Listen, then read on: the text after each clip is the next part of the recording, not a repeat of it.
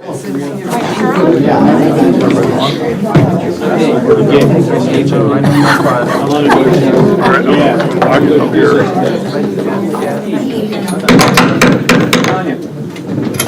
everybody. I thought I'd lock it up here so you can all hear the gavel. It doesn't really go off the plastic desk very well, but thanks, everybody, for coming to the work session tonight and to February 23rd, 2026. Before I say the Pledge of Allegiance, I really want to honor again somebody I spoke about a couple weeks ago, Colonel Richard Heyman, Creswell's own war hero.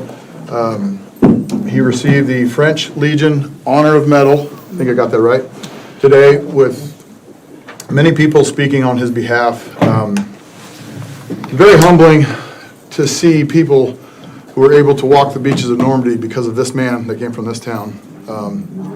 Extremely humbling, emotional, tingles all over the place to have people come from across the pond, and I mean from across the pond, to recognize this man and all the things that he did. So tonight's Pledge of Allegiance is a little bit special for me. I want to recognize Shelly too. She put on an amazing event. Her daughter cooks heck of a good sweet treats, and I thank Shelly for what she did. We wouldn't have had such a good event if it wasn't for Shelly and all the people, and I really, if you can look this man up, because I'm not done with his name for this town, and maybe find an article in the Chronicle from a couple weeks ago. It was amazing. So with that, we'll pledge allegiance. I pledge allegiance to the flag of the United States of America and to the republic for which it stands, one nation, under God, indivisible, with liberty and justice for all.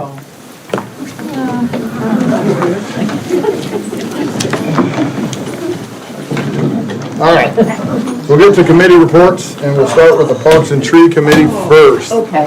Councilor Morris. So we met on February 10th, and just a quick overview, we talked about connectivity in and outside of Creswell for bike lanes, and it's a work in progress.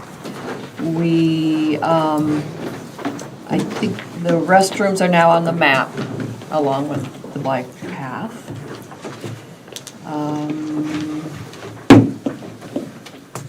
Existing business, the master plan for parks and open spaces. We are in the midst of reviewing that. It's from 2018. I think a lot of it is still accurate, but there may be some things that need to be tightened up for the future. We want to start fresh, but hopefully use some of what they put together before. The Arbor Day update. Let's see. We talked about the vendors that will be there. We brought our 2 new members of the committee up to speed, we assume.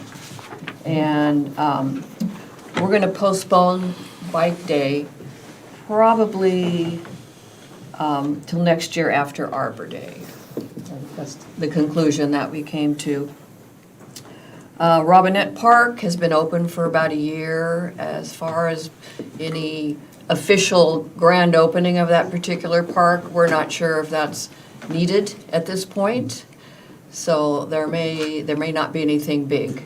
There may be something a little bit smaller, just to bring attention to it. The vendor letter for Arbor Day, I think, has been reviewed, and I don't know if it's gone out. It was sent to the chairperson along with the application. Oh, okay, So that's okay. being distributed now. All right. So we're going to meet again on March 9th, I think. I don't have it written down. And that's all I've got. Thank you. Next, we'll move on to the Water Rate Advisory Committee. Councilor Holt. I'm going to defer to our Water Rate and Advisory Committee Chair for this year. I'm going to invite Shelley to come up and give the report. Hello, is it okay for me to come here, or would you like me to come to the podium? Sure, let's do the, Great. we'll make sure everybody can hear you. Sure. Well, hello, everyone. So my name is Shelley Clark. I'm really excited to be back here again today, former city councilor. And so current member and chair of the Water Rate Advisory Committee. Just to do a little bit of background for those who may be unfamiliar with our process that we have here in Creswell, is that each year, part of the Public Works Committee is that they are charged with coming forth with a Water Rate Advisory Committee. And so what we look at each year, what we're charged at to look at and make recommendations at with each year, is to make a recommendation to the council and also to the Budget Committee that meets in May, are changes or any updates to the water rates. So that's water rates, sewer rates, as well as the transportation utility fee, sometimes known as the TUF.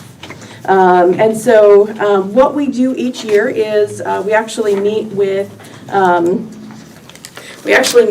both, sorry, just noticed the microphone was not on, but Finance Director Piper, as well as City Manager Margarello, and then Director Ballou also meets with us, joins with us to be able to provide guidance as to what are the recommendations, right? And what would that mean in terms of actual cost to the average water user?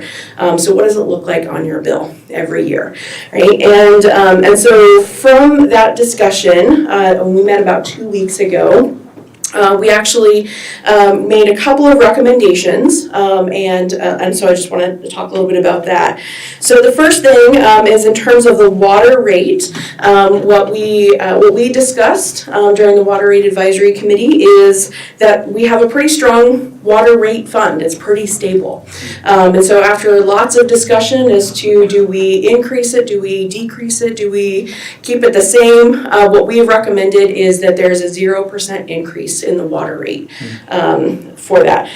And so then the other piece that we recommended or that we discussed was the sewer rate. I don't know if you all know this or if you're familiar with this, but we've got a couple of big projects coming up that are going to cost some money, right? And so this is not anything new that we've known about.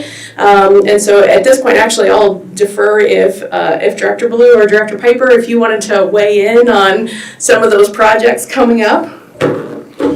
Sure, so we got a couple options. As some of you may be aware, we've been following the sewer concerns with the moratorium.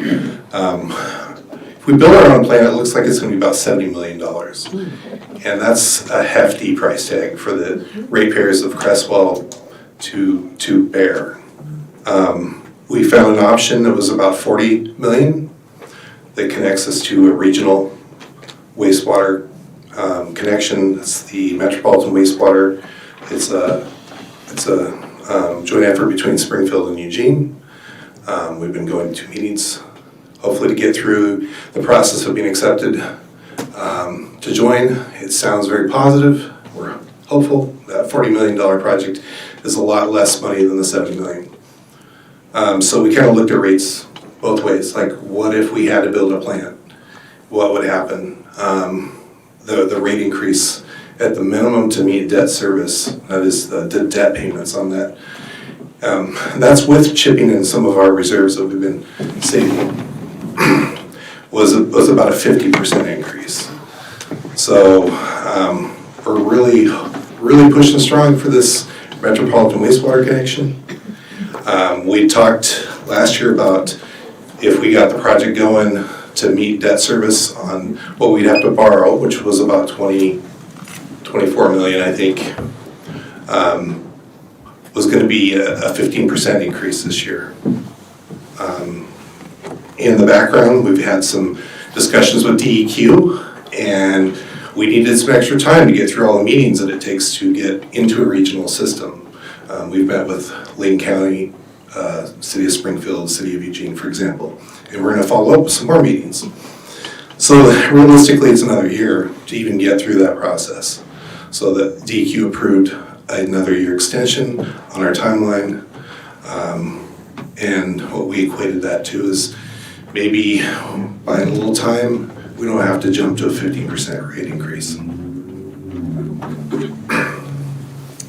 Yeah, Yeah, so ultimately, what it is that we are recommending is rather than jumping to a 15% rate increase, is that we actually look at a 7.5% rate increase. And that hopefully, again, next year, if we look at an additional 7.5% increase, that gets us to that 15%, right? But we wanted to be really mindful, and I think the discussion that we had was really mindful about specifically, like, what does this mean for the everyday Creswellian, right? What does this look like on your water rate? What does it look like in your bill? What is that amount of that increase? So I just want to be really thankful and grateful for the counselors as well as the Water Rate Advisory Committee members who did take a really critical look, because we know that 7.5% isn't nothing, right? That's an ask.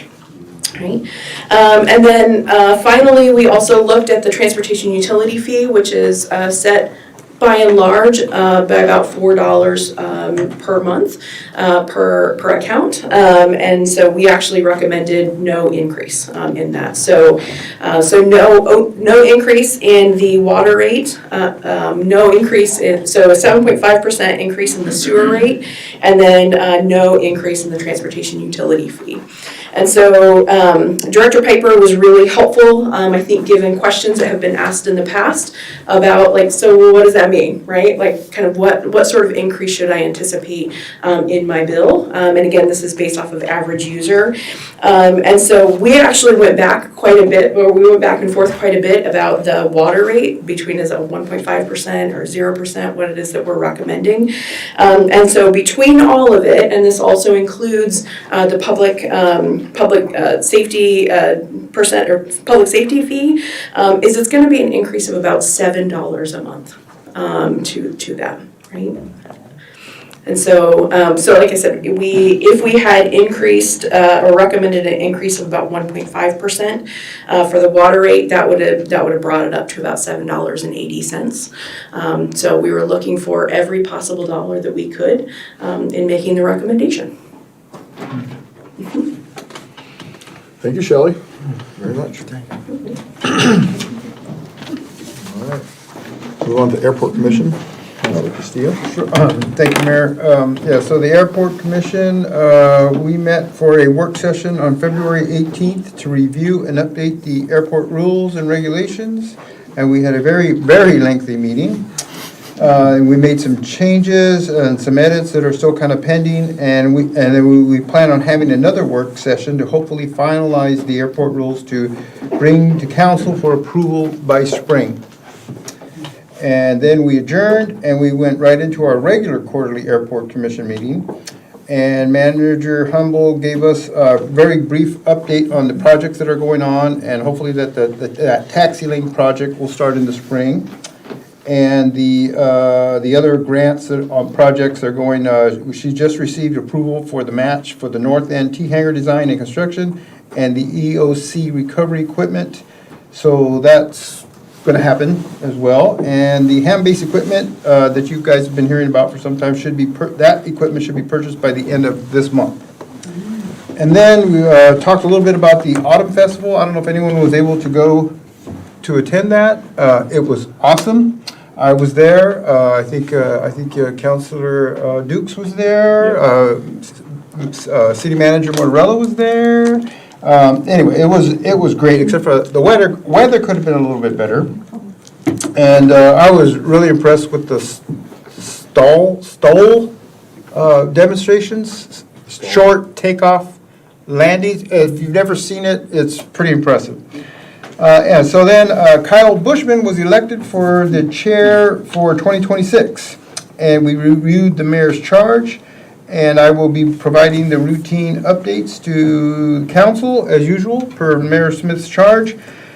And also the airport rules, which is part of his charge, which is ongoing, we're working on right now.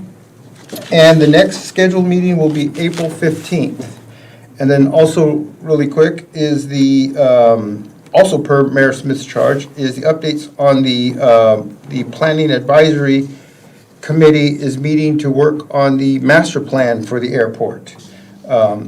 And the first meeting was actually February 2nd at 5:30, and there were 18 people in attendance, and 6 people attended online for an actual 24 people. So, and that was Century West who's working on that project, and they gave us a overview and a presentation, and that was David Miller and Samantha Peterson, correct, Manager Humble? Yes. She's behind me. And they went over topics such as project schedule, timetable, the pavement conditions, aviation activity, design features, known issues and potential opportunities, and then they talked about the next steps. And all of this info is public information, and if you would like a more in-depth explanation, you can watch the meeting or download the PowerPoint presentation, and there's a link on the city's website. So it's all there for you guys to check out, all right? And that's all I have. Thank you, sir. All right, we'll go to Administrative and Finance Committee. And that's I'll me again. bring you right back. Again, so, the Finance and Administration Committee, we met January 27th at 5:30 to work on the charge given to us again by Mr. Mayor. The first item on our agenda was to elect a secretary for 2026. So congratulations and thank you, Councilor Holt, for her willingness to serve in this Did I do capacity. Yes, you did. The next item of business was to go over the city employee evaluation process, and which would be the city attorney, the municipal judge, and the city manager, in case anybody didn't know. And the process will be similar as years past. The evaluation materials for the city attorney will be received in September, the 24th, and then September 9th is the last day to attend court. October 12th, executive session to evaluate the city attorney and municipal judge. And then October 12th, we will also receive the city manager's evaluation materials. And November 9th, we will have an executive session to evaluate our city manager. And then we had a brief discussion about possibly simplifying this procedure when we go through the contract renewal process, which is going to happen eventually, correct? Yes. Okay, so that's about it. That's where we're at right now. Excellent. Thank you, sir, again. We'll move on to the Lane Act. Councilor Kent. Thank you, Mr. Mayor. Excuse me. So we met the Lane Act on February 11, 2026 at 5:30 PM. We started out with a couple changes. ODOT, Oregon Department of Transportation Director Chris Steckler resigned and left the department on January 2nd. ODOT has a new interim director, Lisa Sumption. Prior to this, Lisa had been one of the longest-serving Oregon Parks and Rec directors, serving over 10 years. Our usual ODOT rep at Lane Act, which is Area 5 Manager Vidal Francis, has been assigned to work leading a special project in Portland, the Abernathy Bridge upgrade. So while he's away, we have a new Area 5 representative, Ian Roholt. Ian Roholt, in case you're wondering, is not Eugene's infamous Ian and Olive. So if you know, you know. So budget problems. ODOT has a bunch of them. Oh, shocking. ODOT has a $242 million shortfall for their 25 to 27 budget. The Oregon legislature is looking at 3 options for that. The first one is to leave 138 vacancies open, which would save $70 million. The second one is to leave 279 vacancies open and lay off 71 employees. That would save $140 million. And the third option would be to leave 151 vacancies open and then lay off 400 employees. That would save the entire $242 million shortfall. So that's something that's in process. The Oregon legislature will discuss that and figure that out. We had area-related things, area updates, and I want to mention that Shelley Humble had also mentioned Richard Heyman's celebration at the airport. And I celebrated in my own way playing Memoir 44. We landed and we crushed the Nazis. We took the Orange Bridge and that's how we won. I was excited and spoke out of turn, I'm really sorry, mentioning the Cloverdale speed update. We wanted to lower that, and we discussed that at the city council meeting. And we found out that our Public Works Director, Cliff Ballou, had received an email from Lane County Traffic Engineer Shashi Bhattacharya, who had requested that the posted speed change from 45 miles per hour to 35 miles per hour. So Cliff submitted a letter of support for that change to ODOT, and it looks like that may be happening. So we're very happy about that. There was a big discussion about the STIP, the STIP, which stands for Statewide Transportation Improvement Program. This is the document that ODOT puts together in order to allocate funds that they receive. So the STIP is sort of like their plan for the next 4 fiscal years, 27 through 30. Items are not placed on the STIP until they're ready to be funded. All the things are ironed out. Can I ask a question about the ODOT stuff? Oh, sure thing. Have they ever thought of maybe doing a Doge on themselves? Oh, I don't know. I could ask that at the next meeting, which is 2 Could you months tell from them it's been suggested? I will let them know that it came up in our meeting. Thank you. So one of the projects on the STIP is for the Mill and Oregon/Cloverdale, because they're on each side intersection. The project as a whole will cover signal replacement, the installation of new signal poles to modern standards, current standards, the construction of new ADA ramps designed to current standards, and new paving of the intersection and the approaches to it. The STIP portion of this funding would be for $1.3 million, which funds the design phase, what they call the public engineering phase.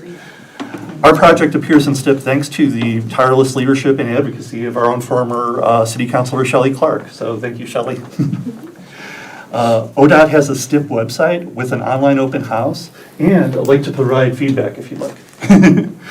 You can also email them at odot.stip@odot.oregon.gov. And I can send this to our city recorder, so it comes, it's available for people. Public comment on that is open through March 20th. And finally, the CIP, or CIP, I think it's pronounced CIP, the Capital Investment Plan. This is sort of like a prelude to the STIP. Things will appear there first, and then as they get approved or firmed up, then they go to the STIP when they're ready for funding. This is a brand new document ODOT is developing. It'll cover 10 years worth of time, so all the way out to the end of 2036, I believe. So, and one of the improvements listed in there is the remainder of the improvements to the jog. So the other 3 parts of it and their costs. So Oregon 99, South Front Street, cost for if they have to relocate any utilities or poles, construction costs, etc. So we can recommend which projects we'd like to prioritize and bring that to Lane Act. And the jog would be our number 1. I have something I'm kind of passionate about for another community, which I would like number 2. But we could, I think that maybe City Manager Martorello, City Planner Curtis Thomas, and possibly if you're interested, Public Works Director Cliff Ballou, maybe we could have a meeting and prioritize these, and I can make a plea. And That sounds good. okay, and that is my report. All right. Can I ask a question Yeah, about go this ahead. report? Actually, I have a couple. The $1.3 million just for the design, what project was that for? Oh, that is for, they call it the Mill and Cloverdale intersection. It's actually Cloverdale and Oregon. Are you're kidding me, right? $1.3 million and they wonder why they're broke. Okay, I and was then- surprised by the cost of All that, right, just so for the thank you. planning. Yes. And then my next question is, you cited a bunch of numbers about reduction of force that they're considering. Yes. Do you have any details on how many of those reductions are admin versus average Joe? No, they did mention, it's not in my notes, but they did mention that most of the projects that they are funding right now, or most of the money will be going toward repairs on the interstate and things like maintenance costs and any sort of bike route connections. All that stuff is off the map for a while. Okay, thank you, I appreciate it. Well, thank you to former Councilor Shelley Clark for all her hard work, and I'd also like to recognize City Manager Vincent Martorello, because I know in our meetings, our monthly meetings, how much of a thorn in the side he's been at the county and threatening to go get our own spray paint and our own public works crew, and we'll make it our own job. So that has been threatened, I appreciate you. really appreciate Keeping the that. screws to him, so thank you. So we'll move on to discussion items, and I know there's a lot of people here, so if anybody's got a question, please raise your hand. I'm gonna let the council go first, and then I'll definitely reach out, but if you guys just keep your hands up or put them down and bring them back up, I'll definitely get to you. I don't want anybody to not be able to speak tonight towards any of the discussion items. I just want to make sure the council gets it out first and we get it recorded, then and let you guys join in. So take it away, my good sir. Thank you. So, topic A, city logo discussion. Tonight I want to discuss an approach to either update the existing logo or create a new logo that may represent Creswell in a different way. The existing logo was developed approximately 20 years ago as a result of an art competition. The selected logo was created by Jeff Prechtel, the son of Don Prechtel, an artist known for historical portrayals, especially the Civil War and Revolutionary Wars. The logo before our current one was depicted as a golf course and airplane. I mention that because Creswell does have a history of changing its logo and looking at refreshing it, and that's what we're entertaining now. The end goal is to have a logo that fully represents Creswell, and this can be achieved by, again, either updating the existing logo or creating a new logo. To accomplish our goal, we have partnered with the Creswell School District, and here tonight to discuss the approach in a lot more detail is Mandy Hoggart from Creswell School District. Mandy, please come up. Sir, there was one more thing on that logo. They removed it. The white dairy cow. Carol's Dairy. Thank you. Settle down back there, Uncle. All right, let me get this hooked up and connected. I probably don't need a microphone, I teach high school, so I can guarantee that my voice can carry. So thank you so much for inviting us to be a part of this. It is an exciting opportunity for our school, for our students. Come on, just go, there we go. And now it's gone. Are we connected? It's on back here. Yep. I'm good with that. That's fine for me. So thank you so much for inviting us to speak tonight. My name is Mandy Hoggart. I teach at Creswell High School. I teach business and early childhood education and pre-education courses in the career technical education program. We have 7 different pathways there at the high school. And tonight, I also get to represent our Doghouse marketing program. We have 2 different programs that are working in partnership to put this together, which is an exciting opportunity for this collaborative effort. And I've also brought with me my colleague Athena Lawson down on the end. She teaches digital and visual design and is the advisor for Design Dogs, which is our graphic design students. And we also have a group of students who are going to take a moment to introduce themselves in just a few minutes, just to get a perspective on who's with us tonight, because these students are incredible. They have this beautiful vision, a great insight into what is the future and what that looks like. So that's a fun thing for us.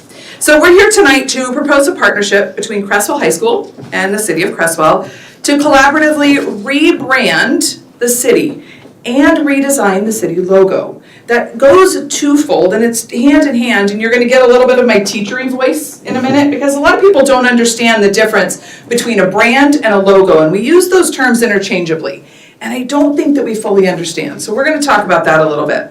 But we have collectively titled this project Rooted and Rising, Shaped by Community and Inspired by Tomorrow.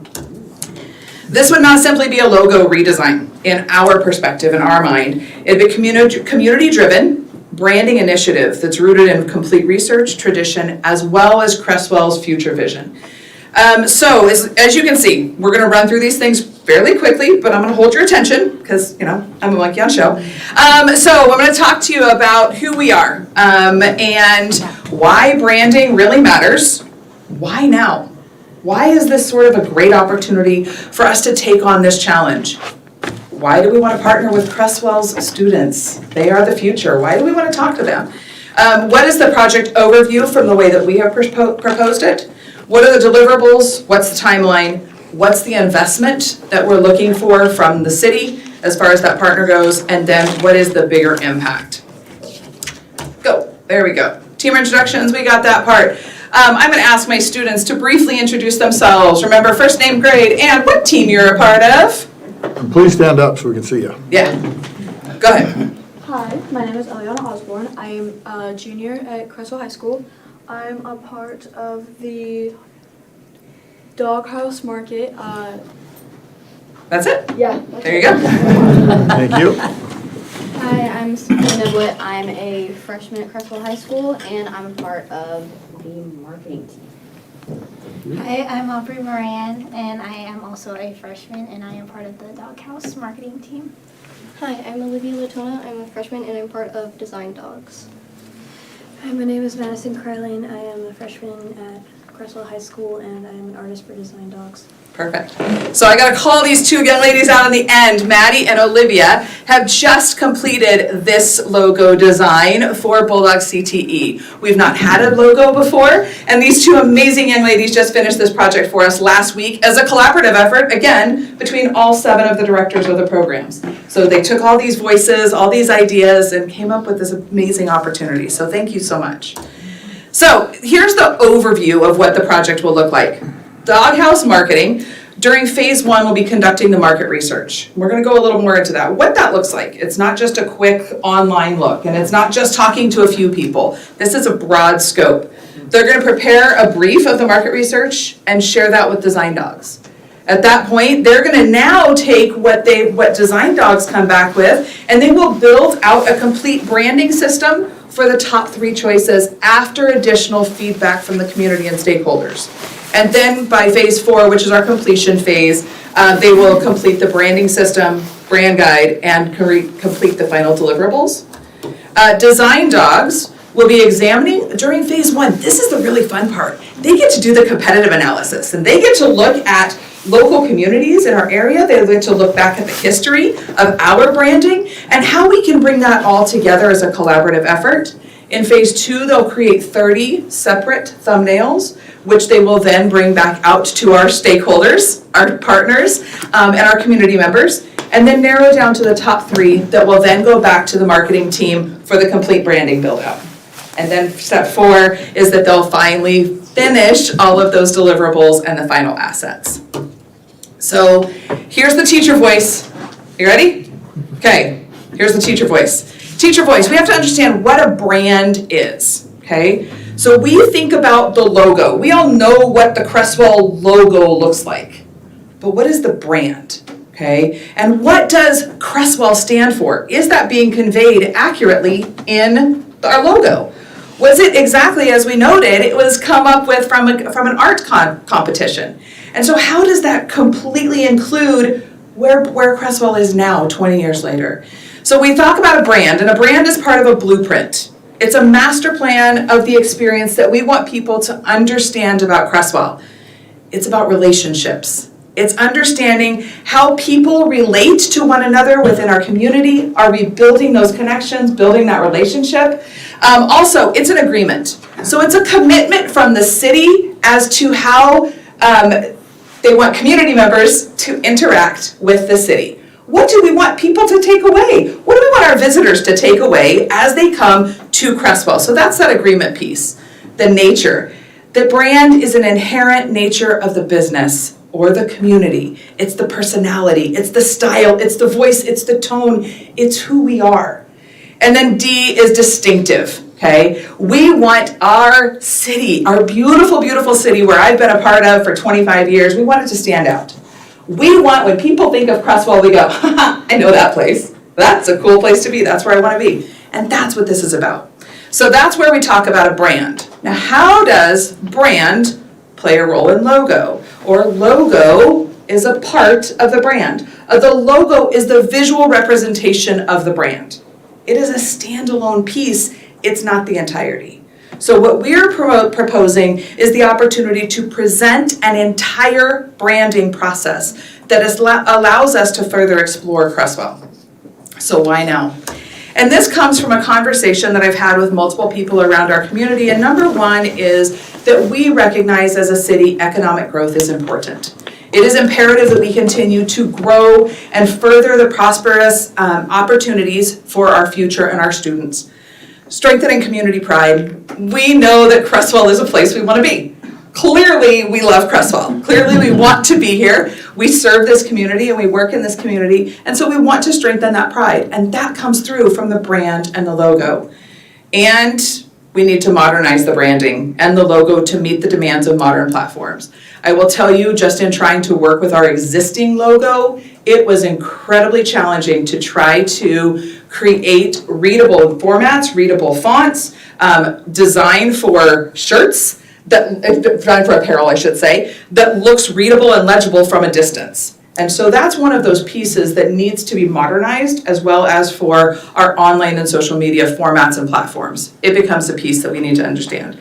And then strengthening consistency across the board, across the brand.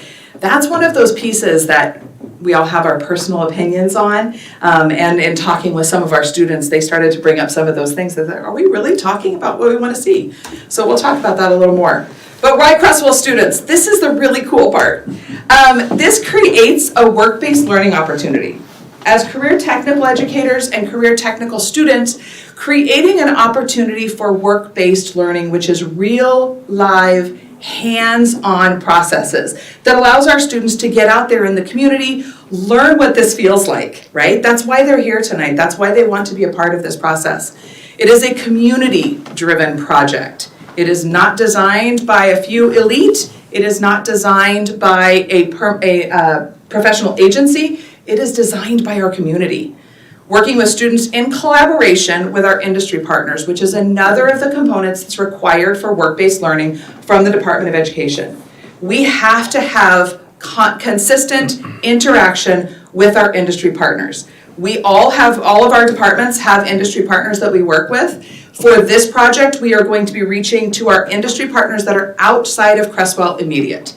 And the main reason that we're choosing to do that is because we want other voices. We get the Creswell voice through the stakeholder interactions, through the council meetings, through the community meetings, through the community forums that we want to hold. We will get those voices, which is a beautiful thing. But by reaching to our industry partners that are outside of Creswell, we get additional voices. And then it also provides CTE applied learning, which is a critical element. So, some of our student successes. For Doghouse Marketing, we have completed marketing campaigns for Carnation Blooms, which was a local nursery, which unfortunately just had to close last year. And so we did all of her marketing for her. Branding and design for Humble Bumble Nutritionals that just opened. Our students did her branding, did her design, created all of that. We've got real work out there. And in fact, Maddie was a big key component of that project. Marketing for 4 Wandering Scholars fundraising events. And in fact, this morning, or this afternoon, I guess, we just got our 5th design brief. And so the students are getting ready to take on that project for our Wandering Scholars that will be traveling to Japan in 2027. And then we are 2-time champions at the CLC Marketing Gym. Student successes for Design Dogs. They, crossing our fingers, the logo design for the behavioral health pathway, we competed with 3 other schools to present a logo. We presented 3 logos with complete branding, and we'll find out on Thursday if we were selected. And so, fingers all crossed, thank you. At least somebody buys it. My finger crossed. Thank you. Thank you so much, Mayor Smith. I really do appreciate it. I got your back. Thanks. And they also, like I pointed out earlier, they designed the Bulldog CTE logo, and then they also designed their Design Dogs logo, and I apologize, I forgot to bring it. Yes, ma'am. What does CTE stand for? Oh, thank you for asking. It is Career Technical Education. So at Creswell High School, we have 7 CTE pathways. We have agriculture, business management, administration, and marketing, construction and architecture, digital and visual design, education and pre-education, health occupations, and welding, manufacturing, and additive manufacturing, CAD. So we have 7 different pathways that students can go through and leave with credentials that take them into the workforce. This project becomes a part of their portfolio of work that our students have done, which is amazing. All of these pieces, they've already done these things. And then the logo design for Design Dogs, and again, I apologize, I forgot to bring it. Well, I blame Miss Lawson. I have your shirt in the car, but I You have your shirt, there you go. So here's the project overview. This is the statement, the summarized statement that I shared with the city council when asked to sort of present an idea of what this is. There is a slight change from that in that once we started developing our statement, our process, we realized that I had presented it as a 3-phase process. It really needs to be a 4-phase process. So it says this: the Creswell High School marketing and graphic design teams propose a collaborative project with the city of Creswell to explore the potential rebranding of the city logo and branding through a structured, community-informed design process. This project will provide students with an authentic, real-world learning experience while offering the city a thoughtful, data-driven approach to evaluating its visual identity. The goal is to ensure any future logo or branding system reflects Creswell's values, history, and vision as expressed by city staff, city council, and community members. The project will be completed through a 4-phase process and a 2-team collaborative model. The collaborative structure ensures that design decisions are grounded in research, reflect the community voice, and follow professional branding practices. So quick overview of this. Phase 1 is our research phase. Our doghouse marketing, you'll notice that these 4 sections are in blue. That means community input. This is the piece where we are listening to the community voice. We're talking with our stakeholders, meaning city council, city staff, taking it to opportunities for the community to be involved. We'll host some opportunities to come and talk with us, talk about what our ideas are, through surveys, through focus groups, through interviews, and with outreach. And that's where the design dogs will be doing their competitive analysis. Phase 2 being design development. This is a bit of a back and forth. So we start with the completed design brief by the marketing team. And that design brief takes all of that information that we've learned from our stakeholders, presents it to the design dogs, and the design dogs then in turn create 30 thumbnails. With those 30 thumbnails, they then go back to our stakeholders and get feedback from the stakeholders at that point where we bring it down to 3. Once they have brought it down to 3, they come back to the marketing team, and the marketing team then designs out the completed branding. So what does that look like as far as fonts, colors, voice, feel, what is the overall tone of the logo and the brand? So there's that for it. That's phase 2. Phase 3 is stakeholder feedback. At this point is where we will present as a collaborative team between the marketing team as well as the design dogs, the 3 developed logos, and the 3 completely built out brands. And again, we take stakeholder feedback. And then we go to the finalization stage, which is the 4th phase. The 4th phase where the design dogs will be finalizing the chosen logo and creating the complete digital package, at which point the ownership of the logo and branding will be turned over to the city. And we will have signed endorsement from parents, because we are dealing with minors, okay, from parents as well as students, that all rights are turned over and submitted to the city. So we no longer will hold any rights to any of the artistry except for them to use it as part of their professional work, right, their work portfolios. And then Doghouse Marketing will develop the completed brand strategy and the brand standards guide. So the deliverables, real quick and short and sweet. I'm almost done. Thank you. Okay, the final logo suite, the brand standards guide, and all digital ready files. So everything will be submitted and turned over at that point. The timeline. So we're students. We run on a September to June calendar, which becomes a little bit of a tricky, sticky wicket. But here's where we are. Our proposal is today. Yay, February 23rd. Once we get approval, we will begin the research process and get some scheduled meetings, get an opportunity to get out, speak with the community, get over to City Hall, get into the City Council, get some feedback. And what that looks like is over 4 to 6 weeks, which takes us up to about April 17th. After that point, we'll move into the design development phase, where the Doghouse Marketing will then create the design brief, take it to the design dogs, and they'll turn it around for us. That's another 4 to 6 weeks. That takes us to the end of the school year. So for anybody counting who is a parent or a student, that means we have 12 weeks till the end of the school year. You're welcome, I know. Yay. So there's the scary part. The reality is that opens us up to an opportunity for some additional stakeholder feedback over the course of the summer and into the fall. So we take this back in the fall and we formalize and start with the stakeholder feedback where we've given opportunity for people to sort of digest and sort of think about these ideas.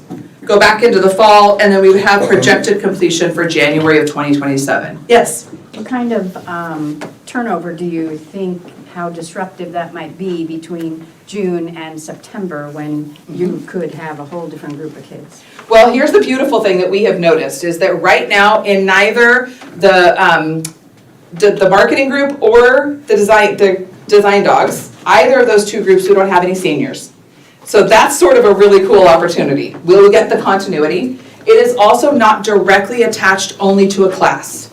It is designed, it is being incorporated into what's called our interest electives time. So these students meet every day for a half an hour, as well as additional time. So we have that continuity where it's not a termination of a class, and then we don't get any continuity there. So it sort of acts as a, would you say a club, maybe? Yeah. Yeah. They get to choose if they want to be in it or not. Yeah. We spend after school hours too. Yeah. Yeah. So there is the continuity piece. That was definitely a concern, and it always is, if we can't terminate a project by the end of a term.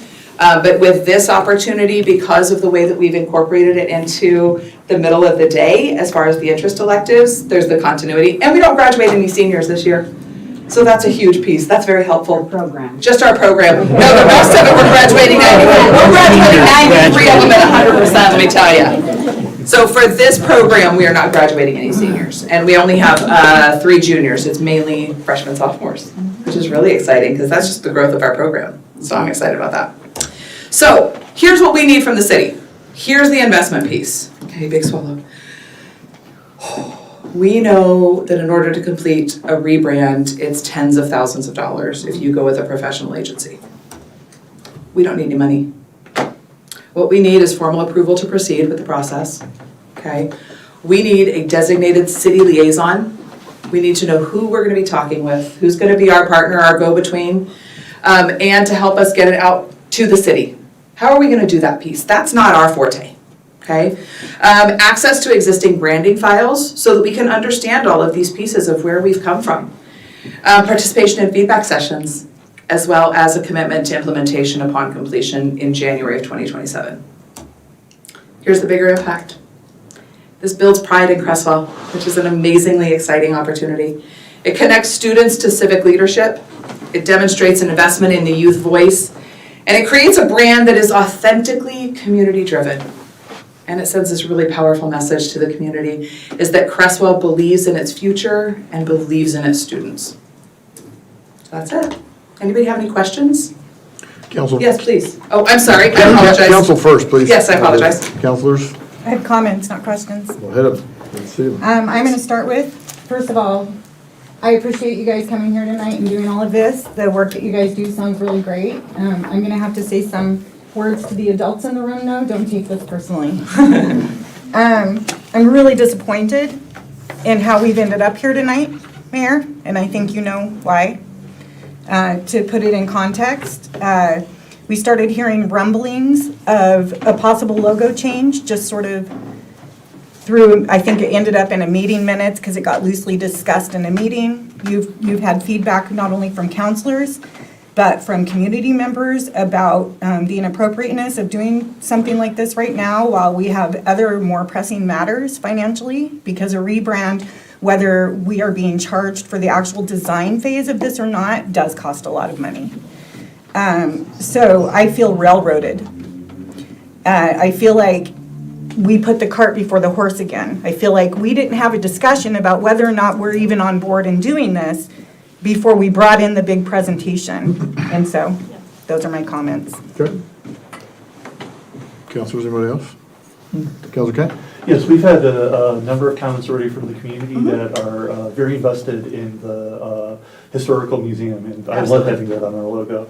And I was wondering if this proceeds, that if that would be, if there's any way we could get a guarantee that that would be like one of the options, like somebody could design something with the historical museum and see what the wider community. Absolutely.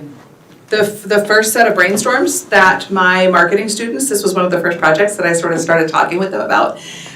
One of the first things that they did is they said, well, can we modernize this to a visual representation of this with a slightly different, more fresh feel?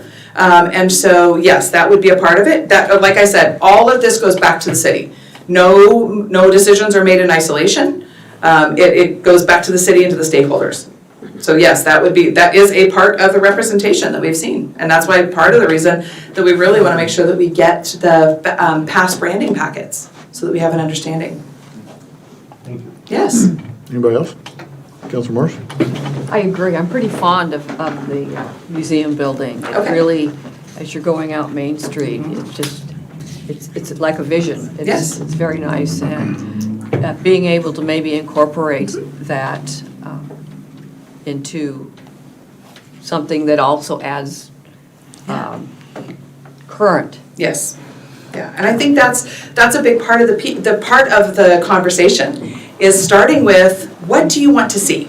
And so if what we hear from our community members and our stakeholders is, we really love the museum, or we really want to see community represented. We want to see all of the natural wildlife that we have in our area and the opportunities to get out and enjoy the outdoors. How can we incorporate all of those things together? And these amazing students, I can't draw a stick figure to save my life. It's painfully obvious if you see my classroom. I know Ms. Lawson's laughing at me.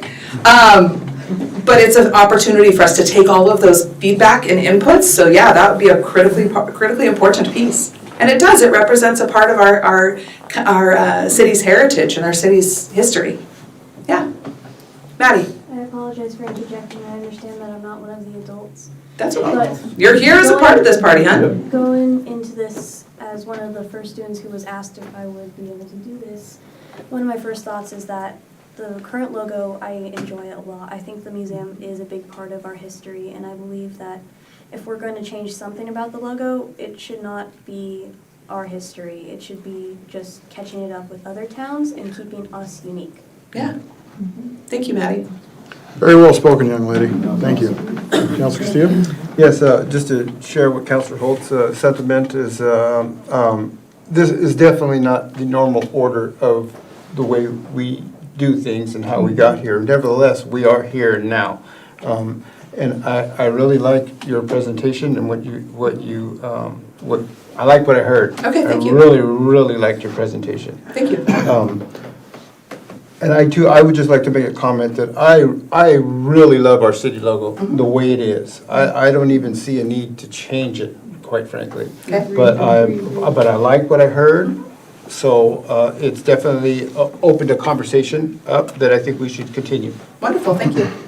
I think that's what we're looking for. Councilor Dukes? I agree. Great presentation. Awesome.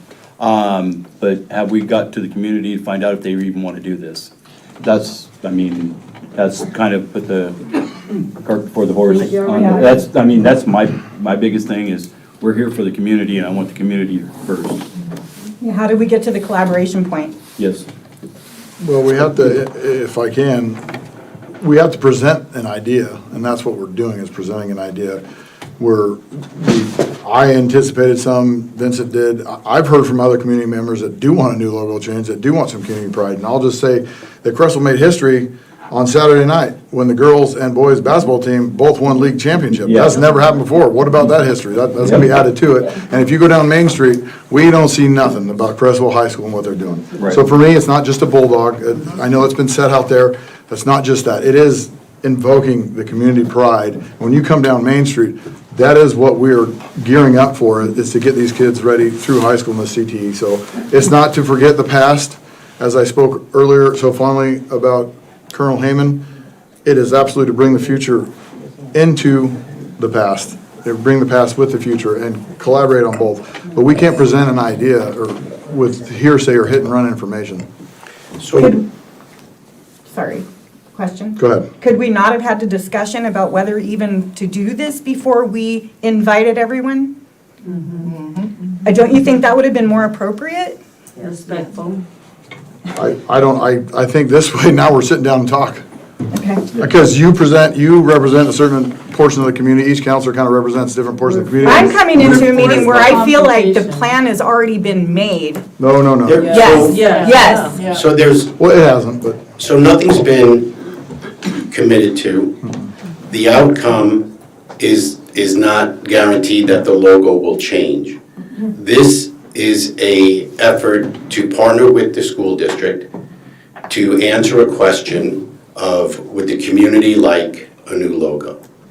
This is the most in-depth way for us to answer that question. And if the answer is absolutely not, that will come out of this process. And then the worst that comes out of this is that students get a real live project and a portfolio and an experience that aids them in their education. That's the underlining piece that this process and this approach will allow for. There's been some comments about, well, what if we don't choose what the students present to us? They'll be disappointed. Well, they'll be hurt. They compete in competitions, and this is a real live experience for them. So I think that's part of the real life, that you can put everything into what, do everything right, and you still may not have the outcome that you want. But you're not committing to anything tonight except saying, yes, follow this process, work with the students, bring us back ideas, go out into the community and engage, and see what the interest is. That will be a lot more telling than a generic survey that might have gone out, a Facebook request to give us ideas. This is the in-depth piece, and we don't know where it leads. And the students and Mandy have heard already that's about the existing logo. So I think that gives them a great framework to start having conversations. All right. Noah, Counselor Kramer? I'll come back to you now.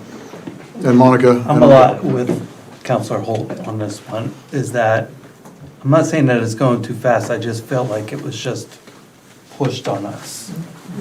And without any input from the community.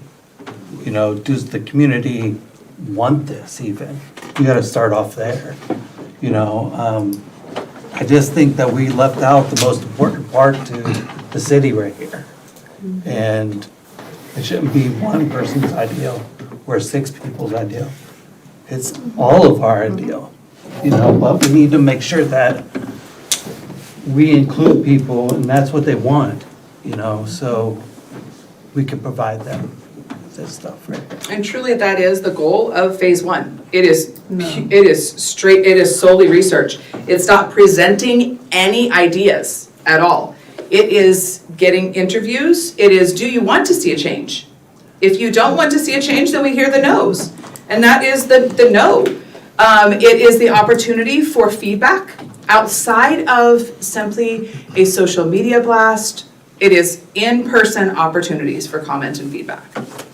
I got you. This is what. 1 second. Counselor Kent? Oh, yeah, thank you. So coming in here, when I put aside my anger at being blindsided and feeling railroaded, I really am excited about the prospect of this as a thing that we can do for our students. And I really like the comment that Maddie made. Thank you for saying that. And I think I'm swayed to the other side than I was when I sat down in this room today. The intent was never to railroad anybody. It was never my intent. Vincent, if you feel that way, I apologize, but it was never to railroad anybody. The whole agenda feels that way tonight. Well, no. Counselor Casilla? Yeah, I think we're just missing the piece that, I think the majority of the council, what I'm hearing is that we're missing the component of this piece of where we said, yes, let's move forward with this charge. We never had that conversation. It's like, it's happening. So I guess what we're here tonight was whether to give consent to move forward with phase 1, right? Because that's what ultimately is what, so we need, we need to get past that in order to move forward or not. So I think we need to just kind of get that out of the way. Okay. Debbie? The discomfort of point, counterpoint in this whole thing right now, nothing against the students and a new logo or not a new logo, but I think that most people here have not been watching the council meetings and have not seen the work sessions and have not seen other conversations with the counselor and the mayor and the city manager and others who have come and done public comment and talked before about not wanting it or wanting to stay the same or cost and expense. And it's great that you can do everything free right now, but we know a transition will be spendy. We don't really have the money facing millions of other dollars of things. However, Understood. the point counterpoint right now of you being put in a position to defend yourself uncomfortably in front of your students, uncomfortably to the mayor, uncomfortably to Vincent, because I was one of the people that came to Vincent. I won't share our conversation because I don't think it will be helpful right now, but I think there's lots of things that could be fixed or things that should be a priority for our city right now. And I do feel like, I don't blame any of the counselors who feel like they've been blindsided, because we went from a kind of feeling of, no, we're gonna table it right now, it's a great idea, maybe someday we can, or let's talk to the community, didn't even get to the survey point. And then find out that they've come to you, and I think it's a great CTE, I think it's an incredible program for the kids to have business, because that's how I learned to be an accountant. Yeah. Was in high school. And I had a mentor that helped me with that. I fully am on board with that. But I just feel like the process is kind of backwards. It's very uncomfortable because it's forcing adults who don't know these precious kids to either say no, or what if, or where's the disappointment. I just think it's off in the order of everything. I think it needs to just be take a beat and not have people going at each other and being conflicted. Well, and I will say, there's a reason that I'm presenting tonight and not our students presenting, because we knew that we needed to get to that point. Before we've not done anything else at that point, and so I appreciate that. To what point, though? You're proving my point in point counterpoint. I understand. This came as a part of a conversation when we were down doing the recognition of Humble Bumble Nutritionals. And the conversation came up and they were saying, hey, this is really cool. I was just sharing what CTE does, what the opportunities are, and what work-based learning is. With whom? Oh, a whole bunch of everybody that was there at the ribbon cutting for Humble Bumble Nutritionals. It was part of what I talked about. When exactly was that? November 1st or 11th. So this has been kind of brewing. I would have to look. I was talking with since November. It's because I shared with our news reporter that was there covering what work-based learning was about and how this came about, which is an amazing opportunity, and it helped her be able to open her business as well. And I understand, and I appreciate that. I'm not against it. I know, I appreciate that. Humble Bumble is awesome. Humble Bumble's amazing, isn't she, Jim? And so it is definitely not a matter of any kind of a done deal, and to be honest, I was not expecting any kind of an answer tonight. This is presenting an opportunity and an option. That's it. I truly not anticipating at this point. I just have a comment. I'm glad that, like, if something moves forward with this, I'm glad that you have this. You know, and we're able to collaborate and work with you guys, and they're gonna get this experience, you know, and self-pride. You know, if we do move forward, it's a proud moment. Yeah. So. And I would say too, I mean, a part of the opportunity is even this tonight. Just if this is where we go and it's a no, that's part of the process. That's part of the learning process. So it's not a waste at all. Part of the learning and part of the opportunity to be a part of the civic government and the civic process. One more, no, I'll get you guys. Councilor Gunn? Thank you. This is a comment and sort of a question for City Manager Margarella. My understanding is that we could also, thank you for your patience. I really appreciate that. My common question is that we wouldn't necessarily have to swap out everything right away, right? We could just, like, when the city thing runs out, we could then order the ones with the new logo if we could go ahead with the new logo, correct? Correct. It would never be our intent to have an outright purging of the information and the materials we have now, as opposed to purchasing new. Most of the things that our logo is on is digital. So that really, once we get the files from the students, if the council choose to go that way, we would have that ready for our digital media, all of the social media, and then as stationery or envelopes run out, we would be able to replace. That seems like a good use of resources. Thank you. All right, okay. I saw you, I'm trying to get to you. I'm not gonna tell nobody The guy no. that took the cow off. There you go. That's before We'll get to the know him. built and the sign's out front here, and they ridiculous. called me in and says, can you do some of the sign? Yeah, we'll start you up this time. Well, first thing, we have the cow come off. It is for Harold's deer over there. And so I've grew up here all my life, just across the street here. And started my sign company in '86 and retired supposedly in '70, but COVID hit. But I went all over the United States getting training because there's no sign schools. Correct. So I have a huge background in this. I have logos running all over here, which is fine, and I don't mind helping you, kids. I already know, because of the history that you talked about. Yes. It takes history for this town, because everything that we used to put on our sign is gone. Correct. So I thought about it the other day when I was asked to be brought in here. Yeah. And I'm going, okay, what do we got left? And because I have clients all over here, Yes. there's only one thing left that's big here. And it's Hugh Gray.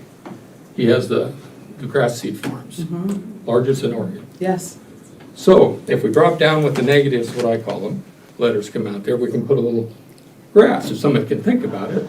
And then a second point for your students is this has been called a bedroom town for many years. Yes. So if you take the steeple, stick it up in the middle here, get rid of the background, all that, come down through here, we got a silhouette now. Everybody got to simplify things. Then we come off of that with small little towns, or not towns, but buildings, almost blocks with windows in them to represent the bedroom town. And the grass down through here, and now you can take it to what you would say market, but it's really tough, because I used to have to work with embroidery people, the list of people that I had to build the logo to make it. And then a lot of times people would bring in a logo to me, this is my logo, they got it on a letterhead. Well, that's not gonna work when you hold it up on the wall over there and read it. When she's talking about the fonts, I've never heard that graphic classes teaching fonts. Yes. And kerning, kerning all the time. All that's missing, so it's nice to see this come up. Now, if we could get them to read a tape measure, I'd even be happier. Oh, go talk to my construction guys, man. They can read a tape measure. Well, it's coming around because I've been bringing the kids into my shop. Oh, wonderful. Here in Creswell. Yeah. And I pulled a tape measure out before and looked at the math teacher. Yeah. I said, if you could send me a student over who could read this tape measure, tell me it's only 1 inch. Yes. Understood. But anyway, that's how simple and making that, and I had to tear that all apart and old school digitize it. Because when I got it, it was just a crumpled up piece of paper. Yep. And I wanted to get rid of all that stuff. But if you simplify that, it makes it easier to put on the shirts. It's got Creswell here. And I really don't care about the grass seed, but that's the only thing I can think of that we're known for. Pretty much Creswell Airport's had its advertisement. Airport. You still don't want to put a plane on there. The plane Sorry, Shelley. The plane went away. The cow went away. Poor old Harold over there. Even he was that Harold's son was a sheriff while there. Yeah. So that's just part of the history and Well, thank being you. here for this long and doing what you're trying to teach the kids. But you get a bad We word need from to me connect. because I call it arm's length graphics. Yes, yes, Because that's all you absolutely. see. So there's a transition from arm's length graphics over to the signs. Correct. And that's when they're designing that. If they got a sign guy say, no. We're not gonna be able to make that readable. Thank you. And I will talk to you guys and give you all the input. I got almost 40 years of it. All right, thank you. Noah? Yeah, I'd like to speak more on what most of them over there, like, I don't know all of your names. I know her, Holt, of course, him.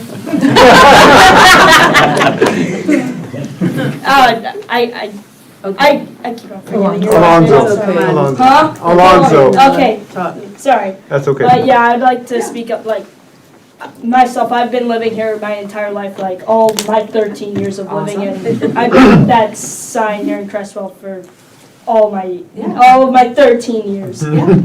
but yeah, that's Thank you. honestly, like, the sign is like, and like, also speaking about like the old museum, that is like our city's like landmark, basically. Understood, thank you. Yeah. Thank you, Noah. Thanks, Hey, Noah. by the way, I'm excited for you to get up to the high school. We'll get you- yeah, that'd be Hey, great. sounds great, just 2 more years. Slow down. Gina, go ahead.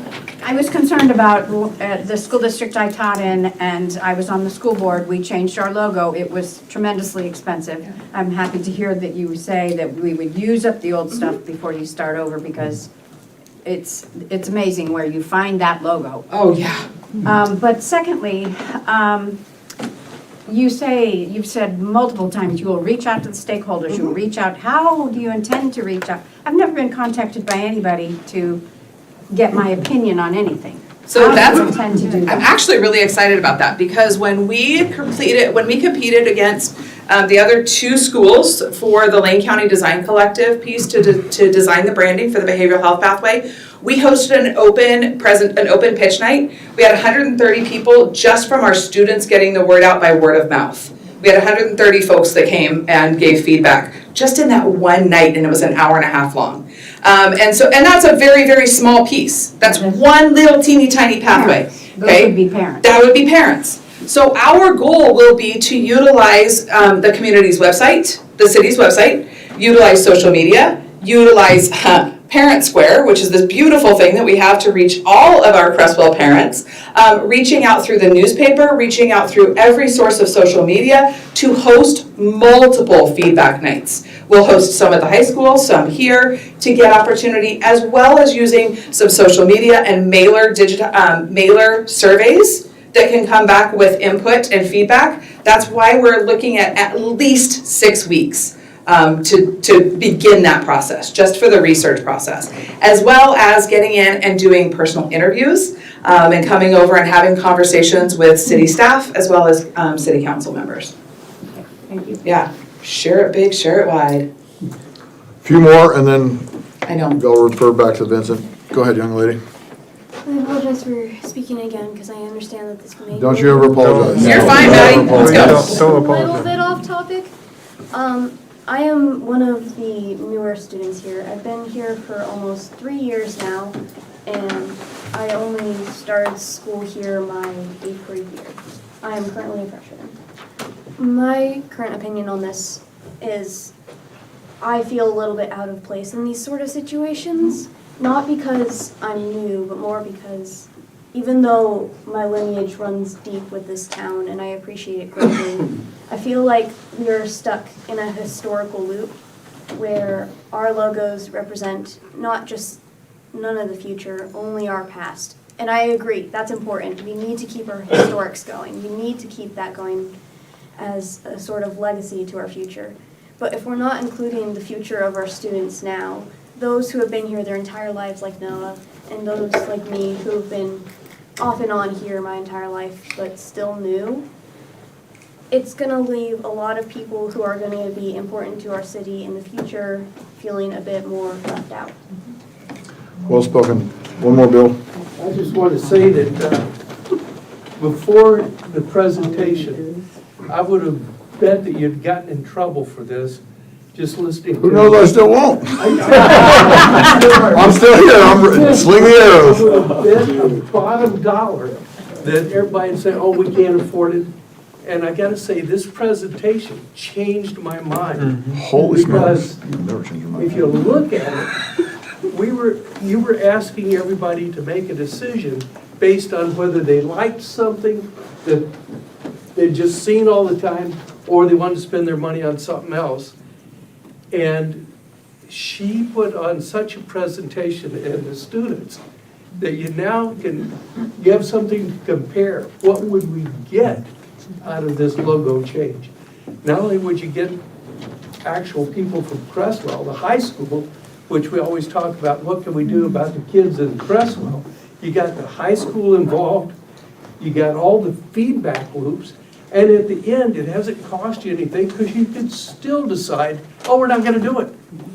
So rather than criticize, that you jumped it, I don't see how you could have had this discussion without this kind of information. Thank you. Counselor Holt, hit me I again. have a prepared statement I'm going to read. My issue is not that I don't think the logo should be changed or not. I don't care, to be honest with you. It's about fiscal responsibility.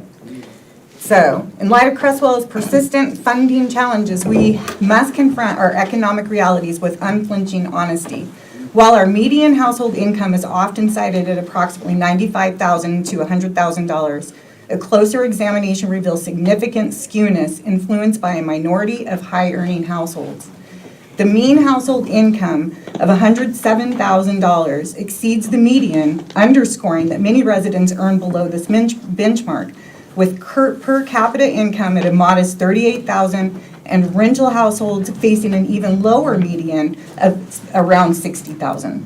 These disparities, coupled with an average household size of 2.75, a 21.3% youth population straining our schools in enrollment declines, and a 16% senior demographic increasing demands on services, amplify our fiscal pressures. Unlike larger cities, such as Eugene, which benefit from broader tax bases, regional partnerships, and greater access to state and federal grants for major initiatives, including homeless services, our small town of about 5,000 residents shoulders costs far more directly. We face enormous mandatory wastewater upgrades under our DEQ mutual agreement order, with the least cost regional connection option estimated at $40 to $52 million, including infrastructure connection fees and surcharges, and a standalone plant option potentially exceeding $70 million. These unavoidable obligations, already driving 15% sewer rate increases for the fiscal year 2025, and self-imposed development moratorium on the west side of I-5 since 2023, halting growth, limiting revenue, and demanding years of focused financial commitment. Further evidence of the community's financial strain is clear in recent events. The strong local support for the statewide No Tax Oregon referendum petition against the 2025 transportation package, including a 6-cent gas tax hike and related fee increases, shows residents' deep resistance to additional burdens. Many signed at local booths expressing that they simply cannot afford more taxes and fees. This sentiment was also evident in the November 2025 special election, when voters in the South Lane Fire and Rescue District serving Creswell and Cottage Grove decisively rejected a proposed levy increase for fire and life safety services, with no votes prevailing. To safeguard our community's stability, we should steadfastly prioritize essential city services such as these critical DEQ-mandated wastewater upgrades, public safety, and basic operations, while exercising rigorous financial responsibility with every tax dollar. Pursuing non-essential expenditures like the proposed city logo update discussed in recent council meetings represents an undue expense that diverts resources from core needs without tangible benefits to our residents.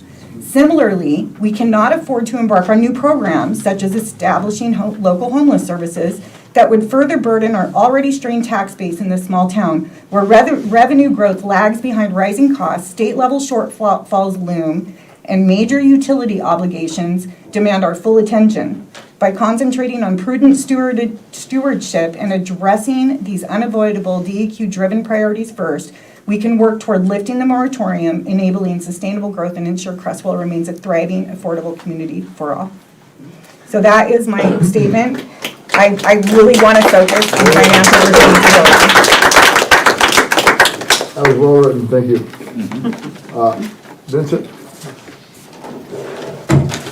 Do we need a head nod tonight, or do we need to? Yeah, I guess there's a consensus that, would you like to move forward with this initiative and have them go through the process with no commitment of financial resources, no commitment to the logo will be changed, but it's a partnership with the school district that helps facilitate the question of how to provide or different alternatives to the logo. That's the question that has been coming up for the last number of months. So should we just yay or nay in the majority rule to move forward or not? I think that would be great. Council good with that? One more question. Go ahead. So this moves forward and we get, what, how many months from now? Way down. Way down the road, we get it down to, okay, this logo 2 Lowe's, whatever. Is this the council's decision to say yes to that final logo? Yes. That would be the council's decision? It would be based on community feedback. Yes, yes. But And- that's and the- you would have those yes, 3 But there will be a designs. night where this would be brought to the council meeting, Yeah. up here on the dais, and we would vote. We would probably bring it back towards a work session to be able to get into a discussion with a recommendation at that point on how you would like to proceed. Okay. I see that as being the process. Monica? Where is the if we like to proceed coming from? We haven't got there yet. Yeah. Monica, I know you have a hand raised. Give you another chance. You know, I've been speaking about not changing the logo, and I'm not against improving it some or cleaning it up, but, you know, a lot of people don't do social media, they don't read the newspaper because the local newspaper is no longer a Creswell newspaper. And I'm concerned that the word is gonna get out to everybody. And Of how, you mean how it's going to get out? Is that what you're asking? yeah, you know, how you're gonna get all the community to give input. My family's been here 100 years. And so it means a lot to me, the history of the town. You know, my uncles, my mom, I was a bulldog, my kids were bulldogs, but you're no longer a bulldog once you're out of school. I mean, unless you have grandkids in there or something. There's a lot of Understood. retired people that have no connection to the bulldog. Understood. So, you know, the museum, anybody can be connected to. Well, I will say this with 100% accuracy and certainty. The school district is a standalone public entity, much as the city is. They are not connected. We are a part of the city, but the bulldog itself, or the tiger, or the Mustang, doesn't belong as a representation of the city. Well, you know, Yeah. I was a proud bulldog because I was there when we had the championship.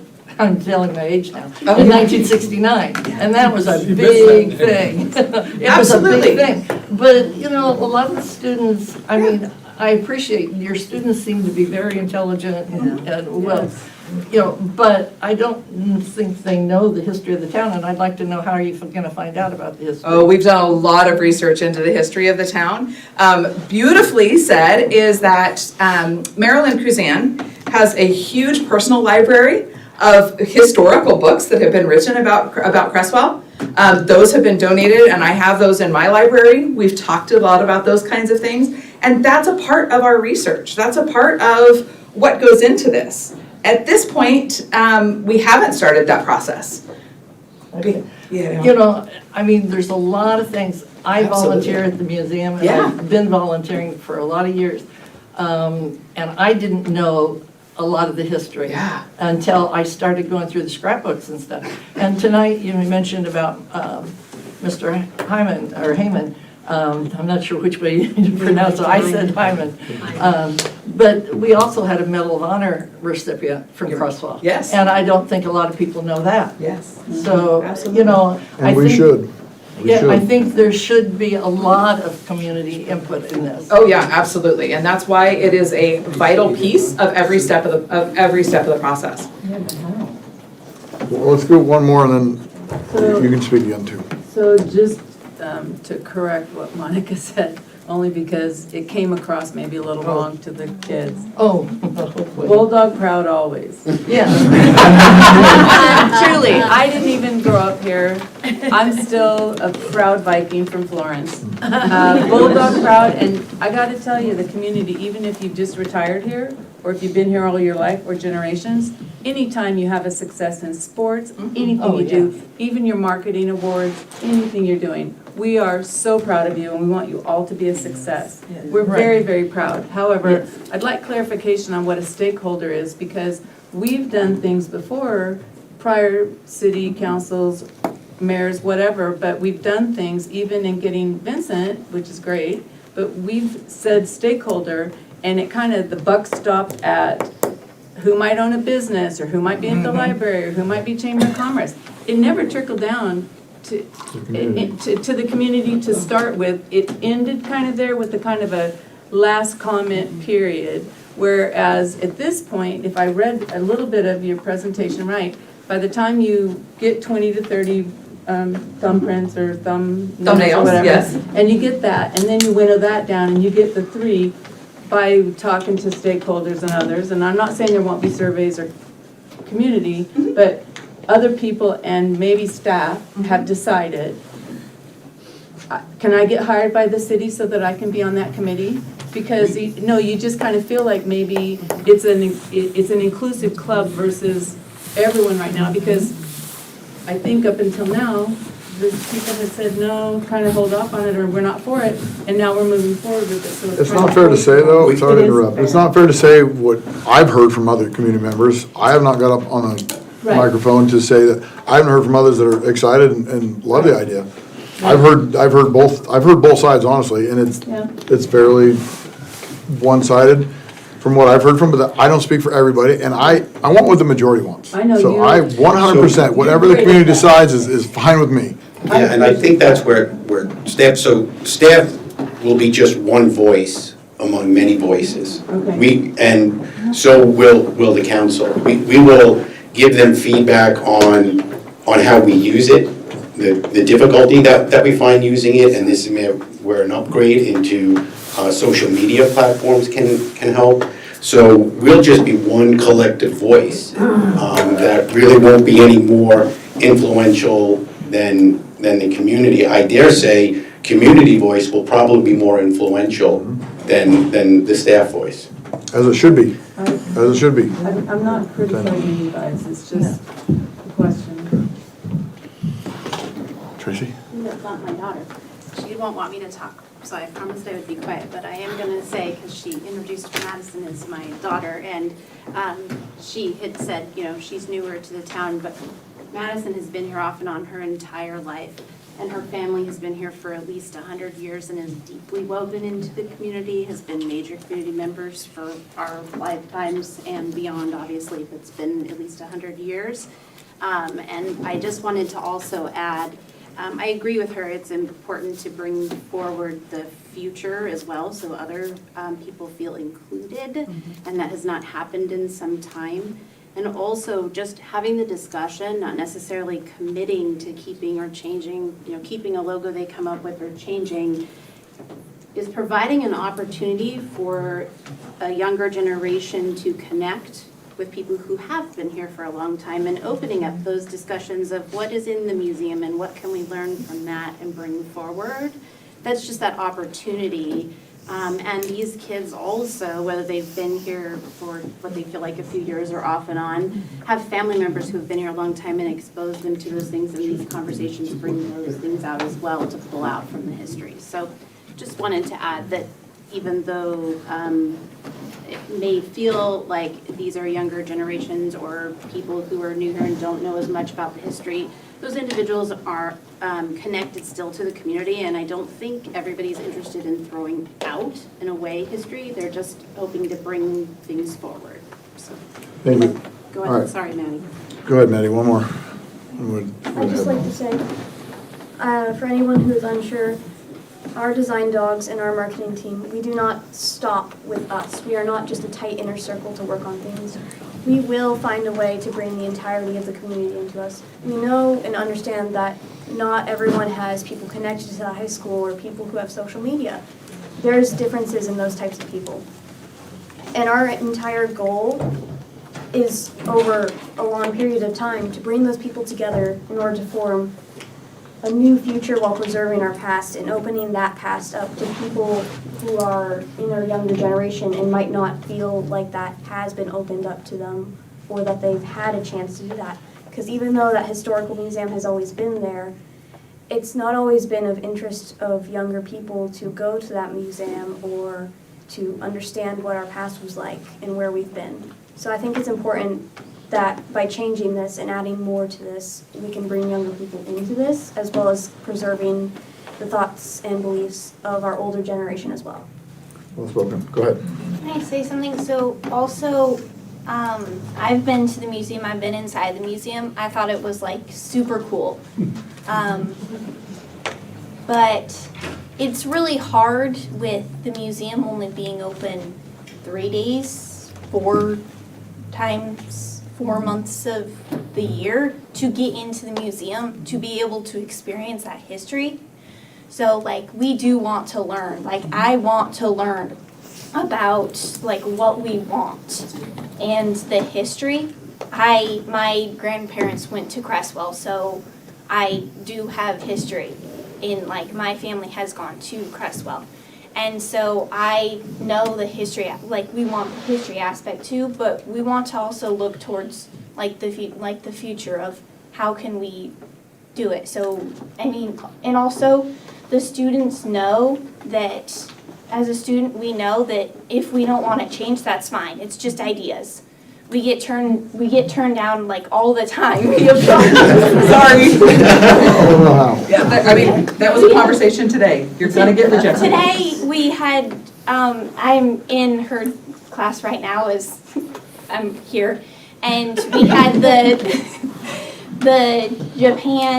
there's a Japan paint night that's coming up, and we're making all of like the flyers and all the like social media pieces for that, and one of the things was you might not get picked. And we know that. We're aware of that. So if any of you have concerns about hurting our feelings, we know that. And they're just ideas. Thank you. Mayor, could we consider, by chance, just approving or not approving phase 1 for tonight? That's what I'd like to get at right now, is Okay. a head nod to move forward. Not with the whole thing. Not with the whole thing, to allow them to come up with some I think ideas.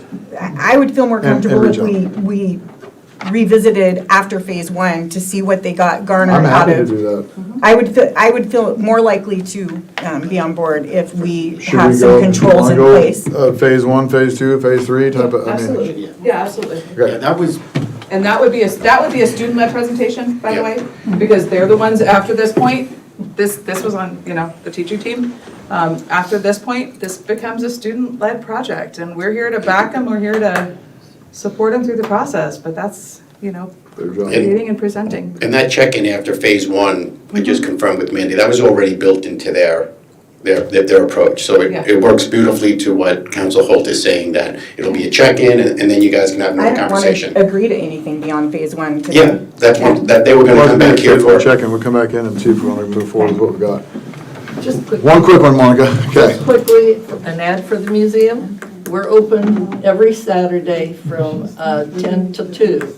We're trying to increase our hours, and we open up March 1st. The only reason we close for a few months is because it's so expensive to heat that building. We have to, because we haven't got enough funds. Understood. Well, thank you for clarifying that. I appreciate that. Great marketing campaign for your next CTE. Get these young ladies working on promoting our historical museum. I'm using them for a shield right now from you guys. Thanks, ladies. We need it. Monica, if you, The open one. I didn't know about the museum, I mean, I've always known about the museum, but honestly, I'm 47 years old, I've been there one time, and I thought it was cool too. But because you come to the meetings and speak up, now we are having this conversation. So thank you for coming, and thank you you are advertising for that Yeah. currently now in front of everyone. Well, So, and great job. I want everybody to know, if you were there years ago, you need to come now, because we have changed a lot of the displays. She has made a considerable difference. Oh. I mean, there's all kinds of new stuff in there. I like the correction. Quick, 69. okay. So I wasn't thought of yet. So we would just need a consensus from council. Yeah. All right. Councilor Castillo, head nod is moving phase forward. Yes, yes, Councilor Morris, let's move phase Councilor 1. Holt, Phase 1 only. phase 1. Yes. Okay. Yes, super excited. Councilor Kramer? Yes. Yes. Okay, phase 1 it Phase is. 1 it is. Okay. Thank you, ladies. Well spoken. Thanks, everybody, for speaking out. I wasn't that smart. Do we need a quick 5-minute recess for the bathroom?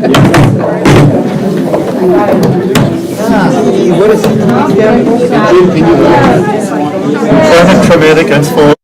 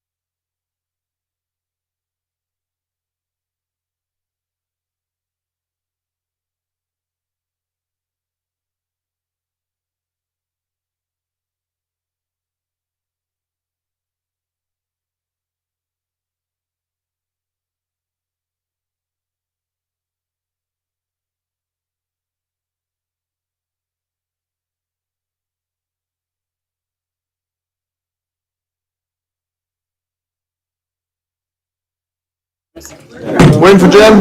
We're green? All right, we're gonna get back to B. Another counselor, or city manager, Monroe, please. Will do, thank you. Tonight's discussion is about Creswell families in need or at risk. One of the priorities listed in the recruitment packet for my position was to look at ways to compassionately address homelessness without adding unsustainable resources and services provided by the city.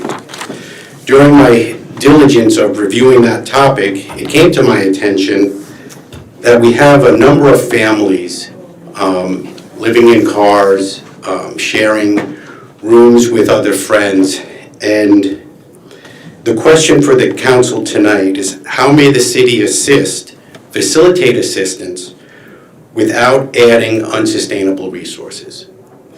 Here to present tonight are two people, Catherine Dumas from Creswell School District, who will review the data that I referred to a couple of times in your weekly updates, and the Executive Director of Everyone Village, Gabe Pichowicz, hope I pronounced that right? Close enough.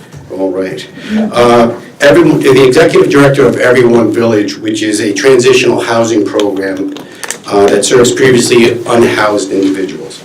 The goal of this evening is to explore whether Everyone Village model could be thoughtfully adapted to help us establish a framework that better supports families in need within our community.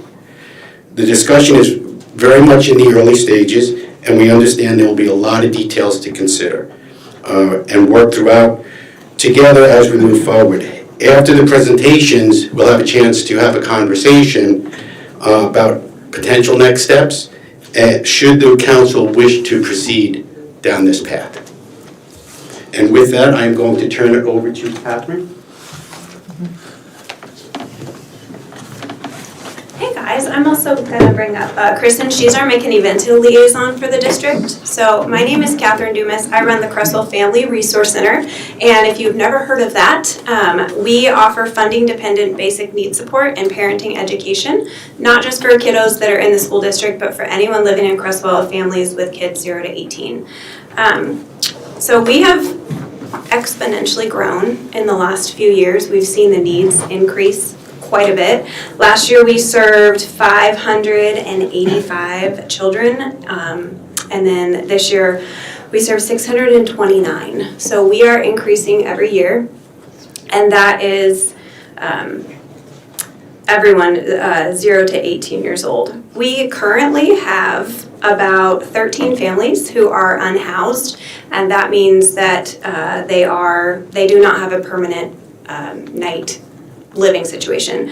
So I personally work with the kiddos that are 6 and under with unhoused families, and I have 3 families that are unhoused. One is living in a hotel right now, one is at the Mission, and one is couch surfing. And Kristen has 10 families that are unhoused, if you want to talk about them. That would include, we have one family living in a hotel, and then we have a couple of people in RVs who are not in permanent spots. So they fall to McKinney-Vento if they're not in a permanent location, which means that at any point they could be asked to leave, and then they'd have to find somewhere for their trailer to go. And then we have a family in transitional housing as well. So, yeah. Yeah, so we often find families are having to find housing quickly, and as you know, living in Creswell, our housing is not affordable. We have a small pocket of affordable housing that isn't directly accessible. You do have to go through quite a few things to be able to access that housing. So often, if families don't have friends or relatives to stay with, they need to leave Creswell due to our lack of services, and they don't often return for that lack of affordable housing. Our McKinney-Vento program with the school district helps provide transportation, so if they choose to stay in our Creswell school district and they're living at the Mission, we will help them with transportation from the Mission to school and back as they need. Most of these, so out of these 629 families, about 90% of them are one missed paycheck away from being evicted, or having their water shut off, or having their electricity shut off. I actually have 3 families right now that at the end of this month are facing having their water shut off, and 2 that are facing having their electric turned off. So, you know, as you were saying, this is a problem. We are seeing a lot of families struggling in this environment, and it's not for lack of work. Most of my families are either both parents are working and do have a job, or we're looking at single mother households. So there are, as we know, a lack of resources in Creswell. The Creswell Resource Center is one of the only basic needs supports. We do have some, obviously we have the Creswell the Creswell Food Pantry that's open once a week, and we have a Hope and Safety Alliance that is here. We have some disability services that are here, but as far as immediate basic needs supports, we don't have a lot of that here. Kristen also pointed out that in January, Lane County saw 193 evictions, which is significantly up from previous years, and we are going to be seeing that increase as well. Did you say that was Lane County? I'm sorry. Yep, that's in Lane County. Yep, 193 evictions in Lane County, and that is expected to increase. A lot of people also point out the shelters. We do have some amazing shelters. We have First Place Family Center in Eugene, and we also have the Mission. However, they are usually full for families. The Mission does have space for individuals, but the family sections of those are most often at capacity. I think that's it for me. Okay. Thanks, guys. Quick question. Yeah. Do you work with St. Vincent de Paul? Yes. Yeah. Yeah, their housing wait lists only open for like a couple hours on very random times of day, so they are very hard to get into. There's other things that are available, like the RV things. One of my sons works for St. Vincent, and he goes from spot to spot, and there's vacancies there. I know it's hard with RVs and stuff, but we need to make sure that if we have families out on the road, that we place them in there as quick as possible and get them on the list. Yeah, absolutely. Depending on the RV park, some of the barriers to that are your RV does have to be over a certain year to be able to park there, and there are some stipulations with history. So if there's any history of like a felony or things like that, no matter how far, no matter what the case, a lot of RV parks will not accept that person. But yes, we absolutely, if there are spots open and someone has an RV, we do. There's even a Saginaw one that's down there, and they got open spots, and that's a St. Vincent one too. Yep. And see if maybe we can work together with those guys to maybe put some empty spots and get in there. You know, just to get them off the streets, you know, so everybody deserves that. Yeah, for sure. I think prevention is part of this solution. I think temporary housing is part of the solution. I think affordable housing is part of the solution, right? It's not, there's no one answer to this. It's a holistic view of things. But yes, thank you for, I know, I'm always looking for RV spots. Like, oh, you can go here. We do have some in Lowell too. We had one like, hey, there's a spot in Lowell, you can get down there. So. A couple of clarifying questions. Yeah.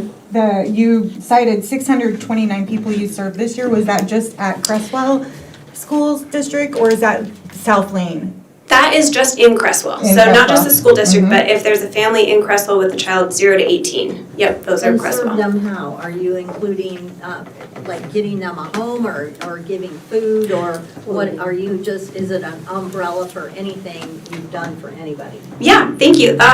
So that is for any basic needs support. So if they've come in to get clothing or shoes from the Resource Center or food, or they've participated in the Season of Giving program, which I'm sure many of you have seen and probably even participated in. And that's not necessarily homeless people. No, that's not homeless. That is basically at-risk families.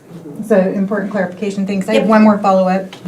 You also cited 13 people and 10 people in house between the two of you, I believe are the numbers? Yeah, so we have 13 total. 3 of them do not Okay. have children in the school district, and the other 10 are attending our school district. So it's only 13, that's what I wanted, that was my clarifying question, thank you. 13 and 10, or 3 So and 10. by unhoused or homeless, I thought you included people who are staying with family members. And I don't really consider that homeless. If you're with your grandma, that's not homeless. And when you mention unstable housing, I'm a renter. Every single person who's a renter can be asked to move in 30 days. So I think having an RV is really a great thing. And I'm kind of wondering about the situation here because I know Cottage Grove made a huge mistake and bussed in homeless people from Eugene. And when you're mentioning people staying at the Mission and things like that, I hope that this is not a proposal to bus homeless people in because there's a huge homeless industrial complex cropping up and it involves a lot of money laundering like we see in other places. For instance, the Nell Apartments cost over $322,000 per unit for a total of $14.5 million to house 45 people. And that included a $6 million federal grant. Well, being a sanctuary state and a sanctuary county and a sanctuary city, federal funding is going to go away. So I don't want Creswell chasing grants from the government and buying homeless people because like if our city councilors make mistakes and do what Cottage Grove did, they voted all those people out. But there are other people employed, not elected, behind the scenes, and those people you can't get rid of. So that includes a lot of people, like city managers, and all this stuff can really be pushed on a community and cause a lot of problems. So the program that would be discussed tonight is not about busing homeless in. The framework is, and we'll get to Gabe in 2 seconds, the framework is to understand the families within Creswell and see if a model that has been successful can be adapted to what Creswell would like, or if we could even pull it off. That's the question that we're asking. There's been no decisions made or anything like that at this point. Just out of curiosity, you mentioned that some are in motels or hotels. Who pays for that? Do the tenants pay for it, or does the city pay for it, or who pays for the motel? Yeah, no, that's a great question.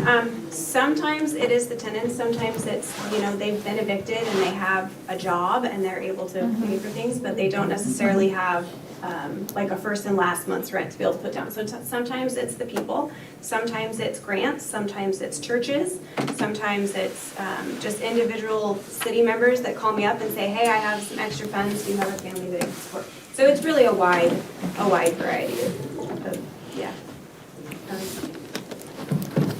If there's no other questions, I think, Jeannie? You said 629, that's not families, 629 children? No, that's children, yeah, Okay. not families. Okay, thank you. okay, I want to introduce Gabe, the Executive Director of Everyone Village.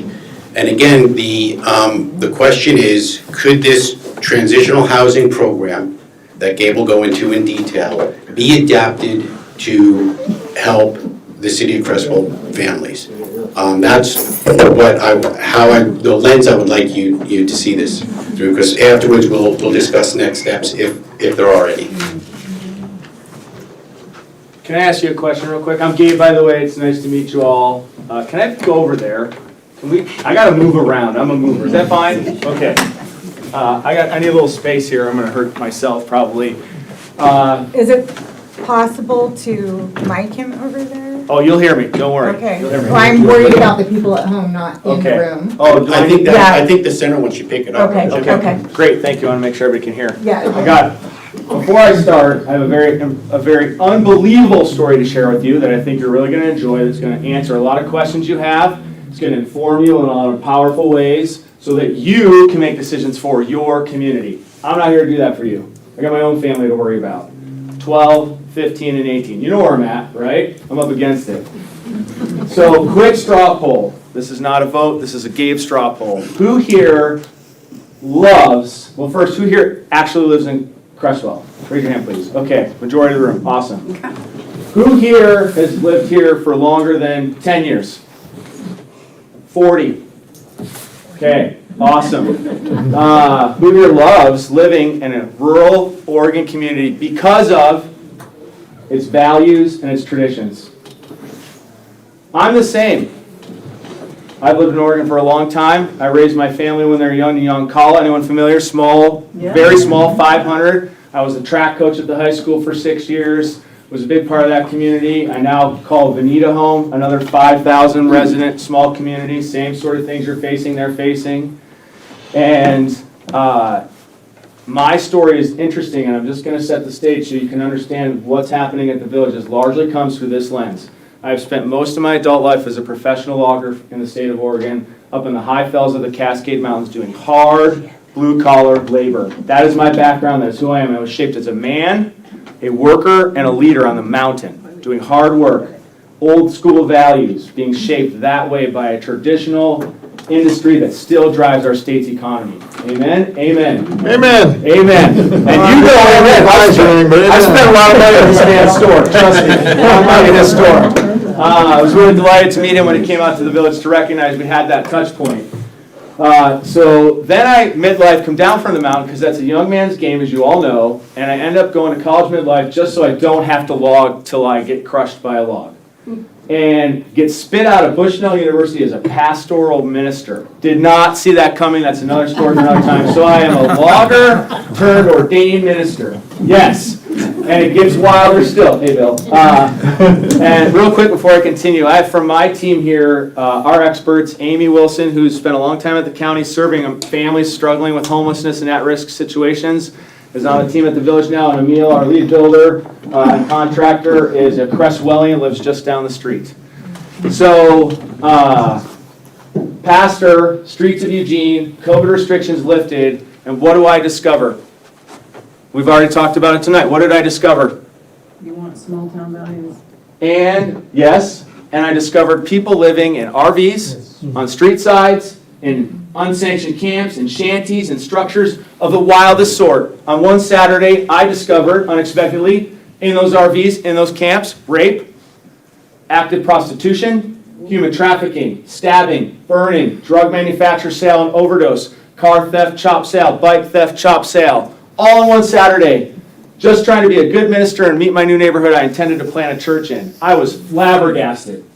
Flabbergasted. You want to bring it to Creswell? No, absolutely not. Let me tell you what I did about it. I didn't allow Eugene to continue. Listen for the story. You're going to be blown away. I promise.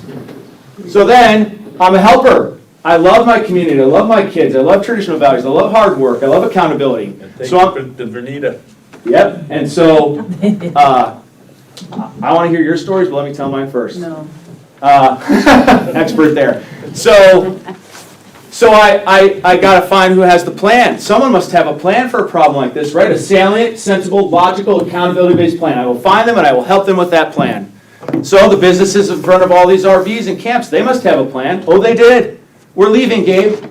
We cannot run healthy businesses. We cannot attract new clients. We cannot increase our property values. We cannot raise our families in this mess. Furthermore, we can no longer wait for the city or the county to figure it out. We are already executing our exit plan. So says dumbass logger guy, boy, that's bad. That's pretty bad. I'm not a smart guy, but I know we got two bads now. We got people suffering to the highest degree, like the families that are being helped that you heard about already, that is suffering in your community. Any community, and I know this is true about you, has at the top of its values list the reduction of human suffering because we're humans. And humanity has the reduction of human suffering as a value, all the way across the board. How we do it is what matters, and that's what we're here to talk about together tonight. So I said to myself, well, I bet you I know who has the plan.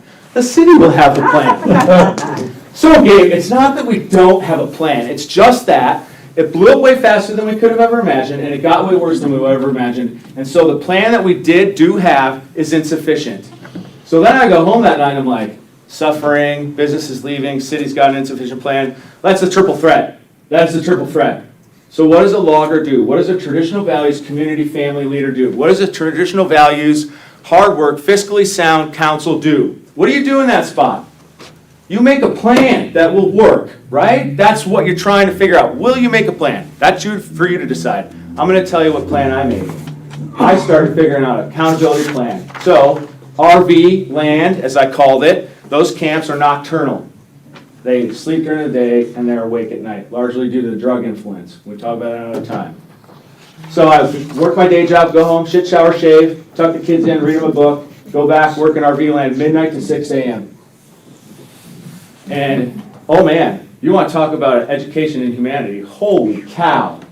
But what I did was insert relationship and accountability. We're going to stick together, we're going to look out for each other, we're going to make this as good as we can, and we're going to hold each other accountable while we're doing it. And slowly but surely it worked. I turned 300 RVs in a 1 square mile area into 30 sets of 10. I'd move them around intentionally and work with them in my crazy truck tow show every night.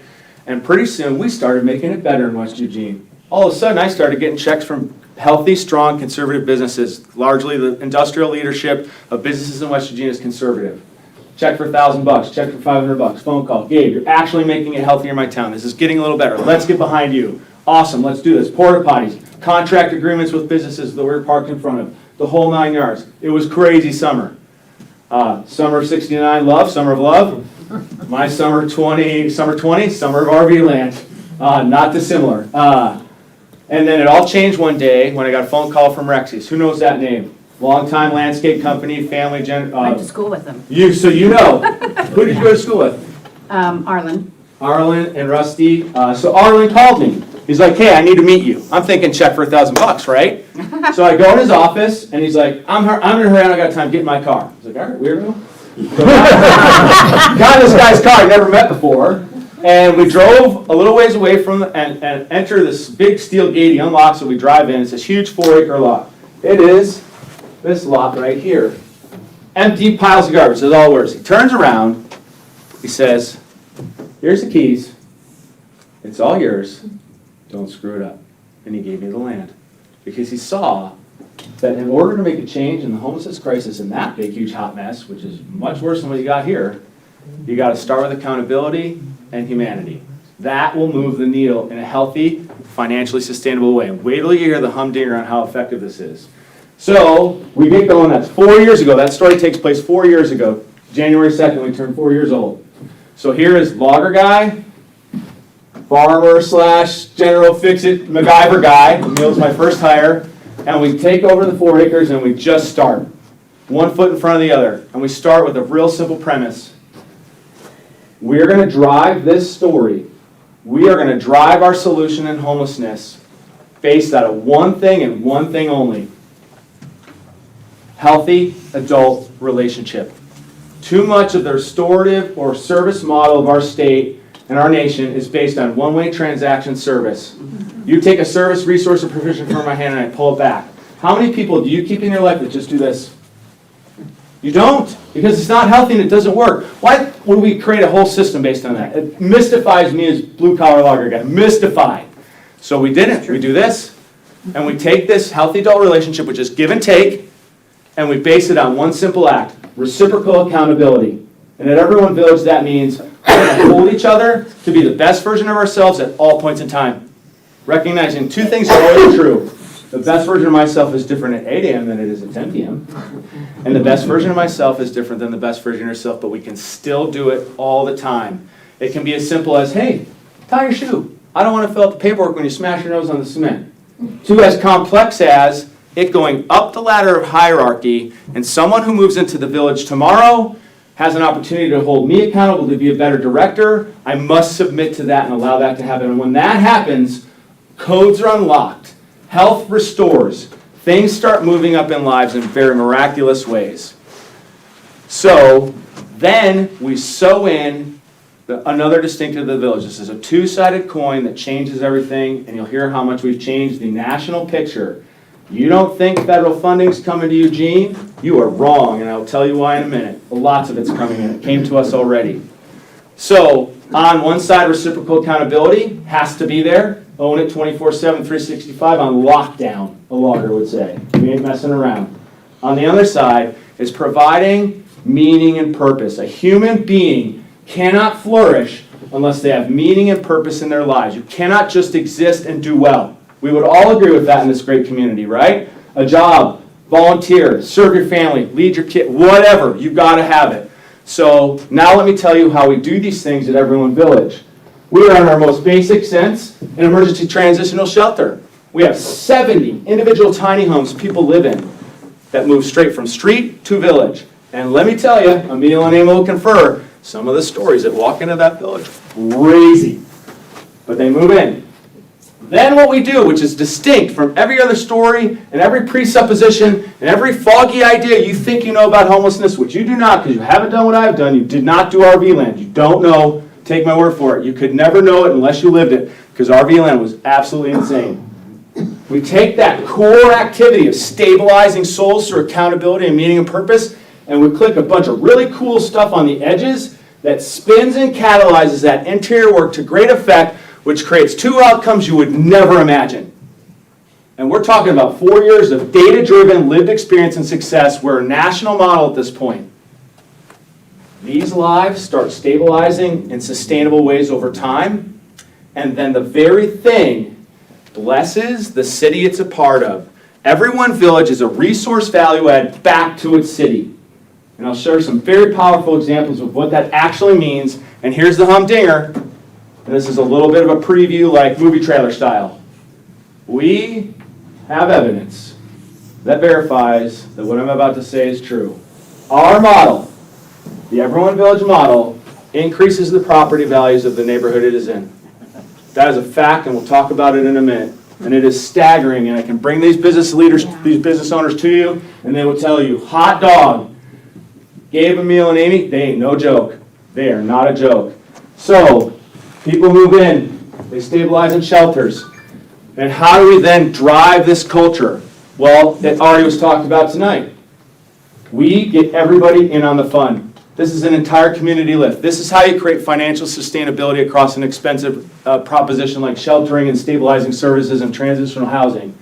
You've got to get everybody in on the fun. So our tiny homes, do you know who builds those? Any guesses? Expensive contract, Rexies, you're wrong. Nice guess. Any other guesses? Who builds them? They're very nice wooden homes built. Yes. The CTE program. Thank you. That is correct. So we get going, Emil and I, this is before Amy's time, and we get these white pallet shelters you may be seeing around Eugene and Springfield. Maybe there's some here, I don't know. And we're like, hot dog, that's better than a tent, but that's about all they're better than. So we build our own. Emil did the first prototype with some of our friends. Beautiful little wood-built unit. A local high school finds out, and they're like, hey, can we make you one? I said, I don't know, I'm a lawyer guy. Can you? You tell me, high school guy. So we call Lowe's. You know why that's a big deal? Because this is how you do it. This is how you change the game. This is how you heal a city. This is how you lead a nation in a new model response to housing and homeless crisis. Partnership, partnership, partnership. These are not all of our partners, but these are the big dogs that make each chapter of our 4-year history come to life. You would expect to see state, city, county, churches, law enforcement. Accountability is big for us. The Eugene Police Department are huge partners of ours. Lowe's changed our game forever. And what we're going to talk about right now, teamwork and build. So we call Lowe's over like, we don't know, can Lowe's help get materials to a high school to build a tiny home so we don't have to buy one and spend a bunch of money on a unit from a manufacturer like Pallet Shelter, where the white ones come from, that come in at $28,000 a pop? So Lowe's is like, yeah, hot dog, we'll deliver for you, we'll do you one better. If you went to Lowe's today and bought everything down to paint and light bulb for one of our tiny stabilizing shelters, which do amazing work, getting people back into flourishing and giving back to the community, you would spend about $11,000 in your material costs for one unit. With our discount from Lowe's, which we hold today, about $4,700, same set of materials. Now, the high school shop class built it. Trivia question number 1. Can I see the honey? This is how we're giving the honey out. And I'll tell you where this honey came from in a minute. So, Raise your hand, we gotta make this fair. Who knows what a high school shop class does not do? What do they not do? Raise bees. You would be wrong, but that's not what I'm headed. They don't get paid. Thank you! Oh, Lord. They don't charge labor. What is the most expensive part of every construction project? Labor. So, we start spinning this up, Emil starts going to high schools across Lane County, Pleasant Hill, I don't know if Creswell's been in yet, and it takes off. 2 summers ago, Cotech takes notice and says, I want this across my whole state, gave us $3.5 million and said, spread it. We spent that whole summer going to different regions, doing professional development workshops in the community college with local high school shop classes. I'm meeting with local electeds and communities like yourself. I've done this a billion times, getting collective impact models sewn. I'm happy to report this, and today was a school day. Today, over 6,000 Oregon high school students built cottage units for our programs and ours like us across the state. That is a big, big deal. Why? We're coming at it from all the angles now. Did you know that even if you had all the money and all the land to build all the houses we're short on right now, we still can't do it? Why? I just told you, magic wand. I found all the money for all the houses we're short on across our country. I found all the land to put them on, and we still are stuck and can't do it. Why? Anybody got an idea? Why? We have a massive trades workforce shortage. We don't have nearly enough contractors, plumbers, or electricians to build them, even if we had all the stuff in the land. And what do we just create? A pipeline from Oregon high school CT programs into the trades directly after graduation. If you do junior, senior year in Team Oregon Build, you can't earn less than $27 an hour to start on any trades work site across the state. That's a big deal. Right after high school, no college debt, into the trades. Now we're pumping up the workforce, and then we get the beautiful, insulated, energy-efficient units for these programs, like we would do with you if we partnered someday, for free. That's a big deal, because that's a lot of expense. And now we're changing the game. We're now coming at it from all the angles. We're shifting the whole narrative around in a very powerful way. Last year, Team Oregon Build, as a CT program, went to Raleigh for the National Workforce Board Conference and won CT Program of the Year for the entire nation. It is now a nationally replicated CT program that started right here in our community with Emil and the team at the Village as a big part of it. That's part of what we're talking about here. Like I said, this is no joke. We've really started to unlock some codes. We've moved away from the mean average set of approach, which is a total failure. Sorry if you've been into it. You wasted your time. It's time for something new. This is something new, and it works. So that's how we get the units going. And then how do we add meaning and purpose? Why would we add meaning and purpose? Because 2 things are true for every single human from the moment you're born to the moment you die, and nobody gets a free pass. Nobody. Truth number 1, every once in a while, you go make a bad call. I talk to 80-year-olds all the time. They assure me frequency can improve, but it doesn't disappear. And the second thing that's true from start to finish, every once in a while, something bad is going to hit your life you had no control over. Amen? Amen. At the Village, we believe that at least twice in your life, the 2 things happen on the same afternoon. When they happen on the same afternoon, the only response of the human soul is to start backsliding. So we could do the best job ever of taking someone, you could do the best job ever. Get these families off the couches, out of the RVs. RVs ain't no place for a family. And to answer your question, you're a little misled. They can't afford the rates for the RV parks, and you can't move old RVs into RV parks past a certain year, and they can't afford the new ones to even move in, which wouldn't matter because they can't afford the space rents. We're talking about 0 to 30% AMI Oregonians. We'll talk about that in a minute when I share our big humdinger closer here in a second. So as people move into this story, we've got to tend to, how do we fix that? Meaning and purpose, workforce opportunity. At Everyone Village, we have 2 workforce development programs, which provide 17 paid part-time positions on site for our clients who can begin earning and working as soon as they stabilize at the site. They're earning paychecks just like me and you. They're giving back through payroll taxes, real quick. They're a single person dwelling, or you Single and double. you take families? We will with you guys because we're going to do a family site with you or someone else. There are other cities in line, so just no pressure points on you, but you're not the only ones needing help. And we're talking to a lot of municipalities right now that are ready to move with this model because this model works, and I'll give you the data in a second. Great question. So, So those paid part-time employments give them resource because they can move into that housing and that afternoon is still coming. We know it is. And if they haven't put that support back in their lives via relational connections with the people in their community, and we'll share with you how we do that, it's a big part of it, and a way to bring resource into their lives consistently, they cannot be sustainably rehoused. The biggest, and you mentioned it earlier, the biggest gear in the housing and homelessness crisis is recidivism. You described it as an industrial complex, same thing. And you're right, it's the problem. You got to chink that gear out of the set. You can only do that with a program like this that seeks to work itself out of a job. Yeah. I have no interest in doing this the rest of my life, none. I'd much rather like talk in other ways, in other spaces. But we got to figure this out because humans are worth it. We're worth this to each other. These families are worth it. And we've got a way to finally sustainably get them on their 2 feet, resource coming in, health regained. And we do that through all of our partnerships. So we got the 2 workforce programs. We've got a market garden which produces products for the marketplace. That honey was made, who got the honey? Yeah, I did. That honey was made in our 11 commercial beehives on site that our villagers restore employment working. And then we get that out in the marketplace. We have a greenhouse, we do cut flowers for the florist industry. We have 100 chickens, bad idea, but it's working out okay. So we have farm fresh eggs. Then on the front side of our village, we have our other workforce program, which is the state of Oregon's only one of 2 alternative redemption recycling programs in partnership with the state that provides at times up to 8 or 9 paid employment positions for our clients, creating a high-speed return center for your recycling. So you know the reverse vending machine? Instead, we got kiddie pools. Dump your bag, quick hand count, on your way, much faster customer experience, and it helps keep our clean state and it provides a much faster return point for our community, our city, and our neighborhood. So now you hear it, resource value add back out. Commercial honey, farm fresh eggs, cut flowers, really fast recycling. We're now blessing our neighborhood and our city with resources that the village itself produces and puts out as an additive to the community that's positive and encourages growth and health. And the very act of that is bringing our people up. It's a self-feeding circle, or as I like to say as logger guy, every part of the fern looks like the whole fern. And that's what we're doing here. Now, other quotients of care at the village.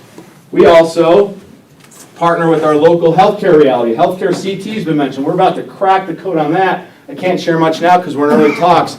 We're about to provide a base of health CTE program, live community learning experiences for our CTE high school students in Lane County. This place is unbelievable. You got to, by the way, you've got to come check it out. Mayor knows, Vincent knows, you know, Bill knows. It's a stinking scene. You should come check it out.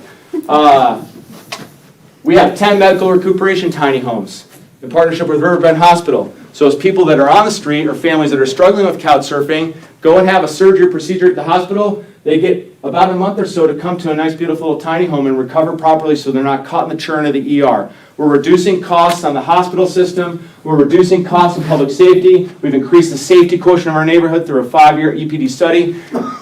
What are the 2 most expensive places in every community? The cop car and the hospital. That's it. So we're keeping people out of those places because this is much more cost effective. Now we're saving the system money. This doesn't save municipalities money only. It does that. It saves the whole stinking system of the region money. Riverbend's a regional hospital, and we're saving it money. That's a big deal. So they should be giving you money to keep this going. Wait till I get to that part. We're going to share it with you guys, if you want. So then we add another resource value add back, and this is where we'll get to really I'm warming you up. The real juice is coming. So, in partnership with Peace Health, we had a conversation one day. Hey, and you're going to love this little ditty. Conservative ingenuity of a small community at its finest. We're talking, me and Dr. McGovern, hey, what would it look like if we had primary care access at the village for folks to get doctors and nurses seeing them to get their bodies healthy? What would it look like? I said it would look amazing. So we called the high school students at 4J and said, hey, can you stop building us tiny homes for a hot minute? Build us a small clinic building at the village. You know what the students said? We got you, Gabe, just like these kids. We got you. Then the city of Eugene called.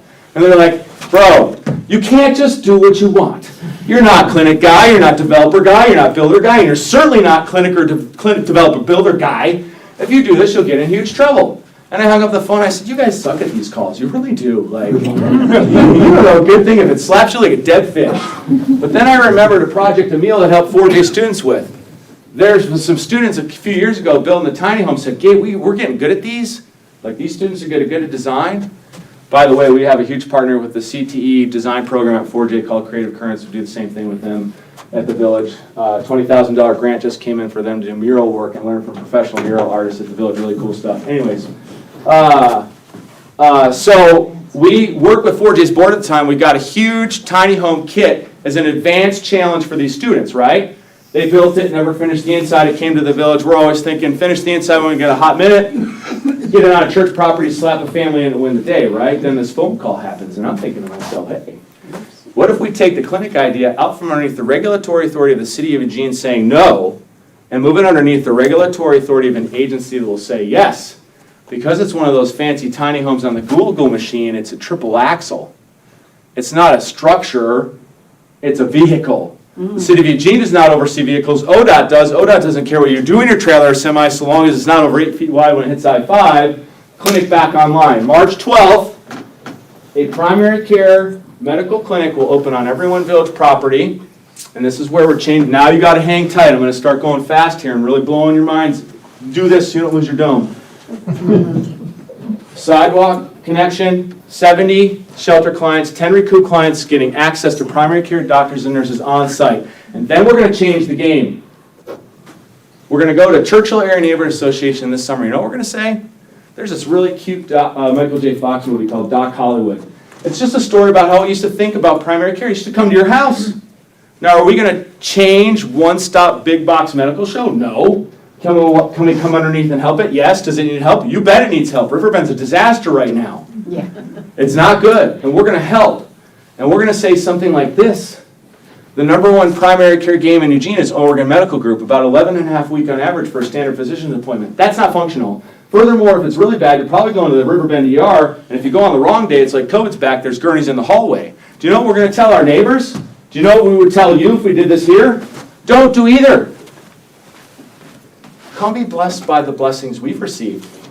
Why don't you come see the doctor in a timely fashion here at the clinic at the Village? Now think about the resource value I'd back out. On-time medical care access.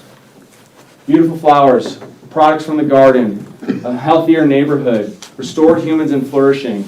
We bless our community. We serve every fall before the school year starts. We go to Churchill High School as a village. We clean, pressure wash, paint flowers. We serve our community out. Do you know why? Because you can totally help someone while you're being helped. It's very possible. And one of the things we try to live out here is one of the most important things any of us can ever do. Be part of something that's bigger than yourself. And the most important time to do that, counterintuitive to our own emotions, mine included, is you got to do it the most when you're hurting the most. It helps pull you and heal you up. And so as people come into the community, the Village, we're quick to get them out serving. Because this is what we're doing. Healthy adult relationship, both with everybody inside the Village and in the Village with its city.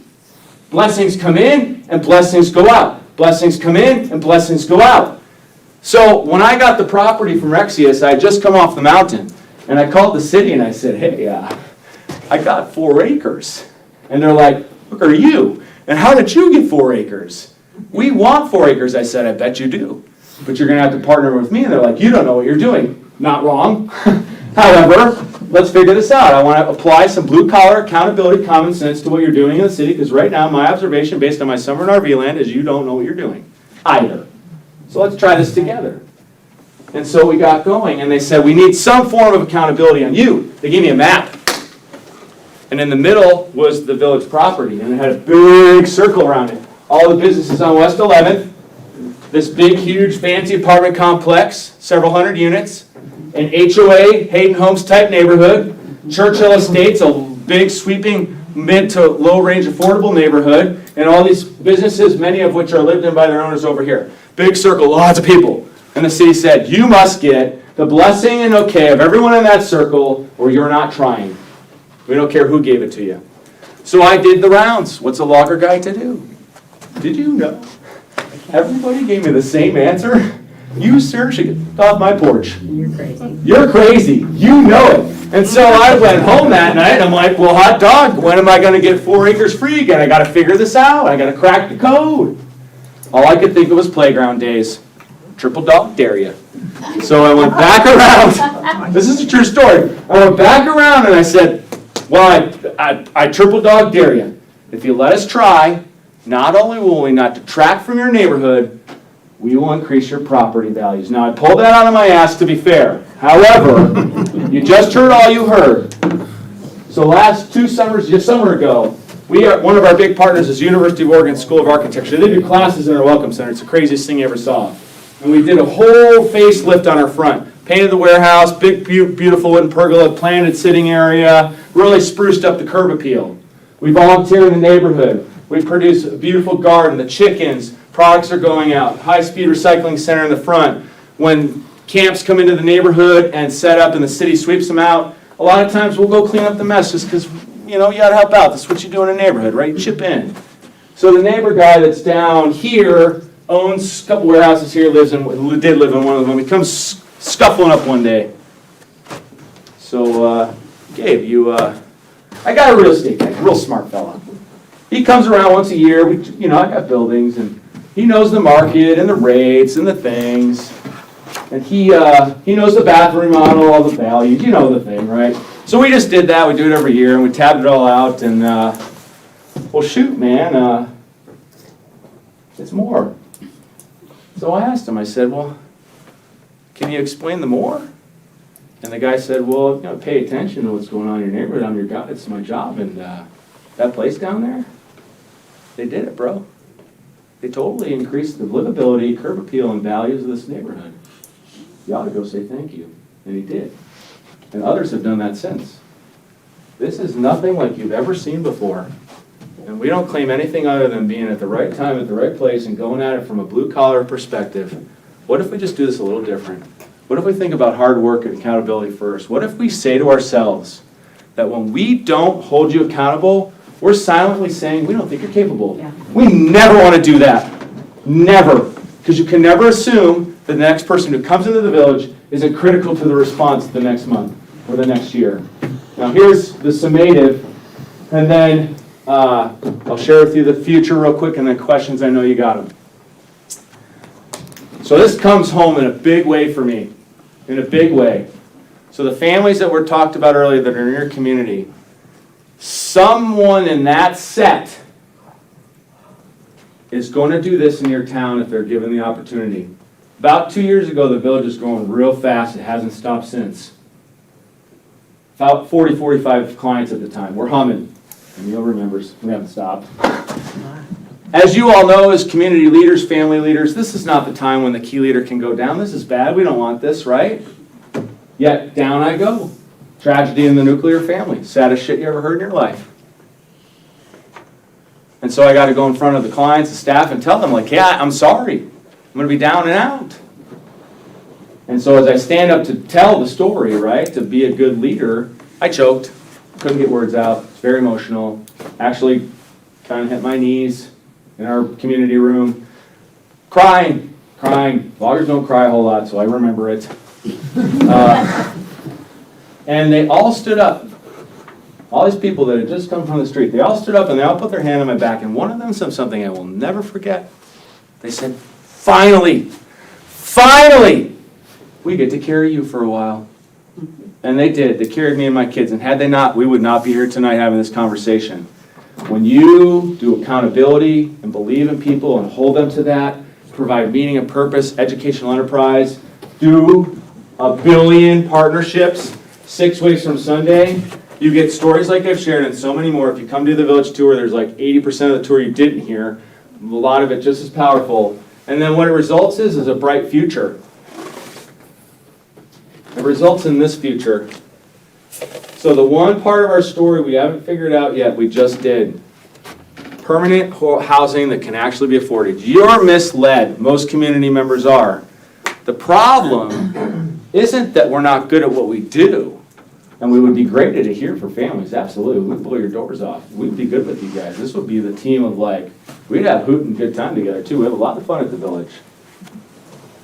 It's because there's nowhere to go that they can actually afford when they earn 30% or less of the median income, which is who we're talking about. That's who she's talking about. This comes down to brass tacks. You know what loggers do real well? Brass and tacks. We do it real well because if you don't, you die. And I buried guys on the mountain who didn't do brass tacks right, so I get it. So in 0 to 30% AMI, you're earning so little resource, there is no housing product in the state of Oregon you can actually afford that's not named Section 8. That's what you were referring to, which is a Ponzi scheme. And it's so limited, it cannot solve the problem. It can't scale. It's too expensive. The Nell story, and I got horror stories about that that would make you even more mad. And if you think you're mad, come talk to me. I'm furious. I've called the state a few times, and oh man, they don't like it when I call. They do not like it. So we got our friends together, our partners, and we said, you know what? What do small towns do well? What do hardworking families do well? What does blue-collar values do well? What does accountability do well? We solve problems well. We don't wait for the rescue mission because it ain't coming. Idaho don't care. Washington's worse off than we are, and California's a mismatch even if they didn't want to help. We got to figure this out ourselves, people. There's no rescue mission coming to the state of Oregon. There is not. We must do this together, and we found a way to do it together. So we backwards chained it. How much can you actually afford in cash every month for your housing in 0 to 30% AMI and still have a real life, which is jeans when you need them and pizza every other Friday, so to speak? We found it. We totally found it. I'll spare you the suspense. It's $300 a month. That's it. There is no housing product at that price point in the state of Oregon you can scale. Not a single one. So, incumbent upon us to reduce human suffering, see the value of accountability lived out in our communities, like Creswell, like Cottage Grove, like Bonita. We're talking to both those cities right now, just like you guys. We got another set of partners together, and we started cracking the code. We didn't know if it would be possible, but you've got to try. You've got to try. It's incumbent upon us to try as communities. We've got to figure this out. I don't care what the math is on a soul. You can't put math on a soul, and damn it, you shouldn't. If there's 13 families struggling in this community, you do something about it. You don't wait till there's 25 or 50. That's not how this works. Because if you were one of those families, you sure would want someone to try and figure out for you. So, a lot of work. We got it! That's the good news. We totally cracked the code. We're not only home, but real close. You know how close we are? 2 weeks ago, we got a phone call from Senator Merkley's office. And the recent bill that passed in D.C., that President Trump signed into law, $2.5 million was earmarked for Everyone Village Housing Project because it has so much promise to actually solve the problem for once and for all. That is a big deal. It's all over the news tonight. The news outlets were at the village today. So what does it look like? This is the site as it would transform into beautiful new permanent housing at $300 a month with 0 to 30% AMI can truly sustainably afford over time. The students build them. CTE stays engaged. No labor. Hey, I'm not going to lie. This is all a Ponzi scheme for my real mission, the restoration of child labor. All right? We're just going to say got to get those kids working. I got 3 men. They got to work harder. They're 16 by 16 little wooden belt units, beautiful, built with housing materials, last a long time if you take care of them, sustainable, healthy, safe. Each one has its own bathroom inside, but no kitchen, because if it has a kitchen and a bathroom, it falls under existing housing code, and then it can't make it work out financially. Then a cluster of 20 of them share a small central building, which is a full kitchen, dining, and laundry. That is what we call microvillage housing, which we have special permission from the state of Oregon and the city of Eugene to pilot as the first of its kind in state history. We just received the $2.5 million from the feds, which gets us out the door. So we now begin working with our partners on all the last pieces. And later this year, we hope to break ground at the village site with the prototype first 20 houses. Then we scale it. If you want to hear how we scale free land, we did figure that out. We did a land bank use study in Lane County. The largest private property landowner in Lane County would be the corporate church. 85% of those have owned their property and buildings outright. 40 to 45% of those are on their way to dying fully and disconnecting from their neighborhood. And I'll share with it afterward if you want. Then we partner with them in our dynamic business model. And not only do we get free land for housing scale of this typology to help our neighborhoods out, we bless the neighborhoods because with the housing comes the medical clinic, the garden, the honey, the recycling, whatever that neighborhood really needs. So it's a resource value back out. And that actually regrows the faith family so the faith family doesn't die. They actually come back to life through that partnership. So that's how we spread and scale it. We've got an enormous amount of interest, as I just shared with you. It's not a small thing for a 4-year-old nonprofit to have notoriety on Capitol Hill. It's not a small thing.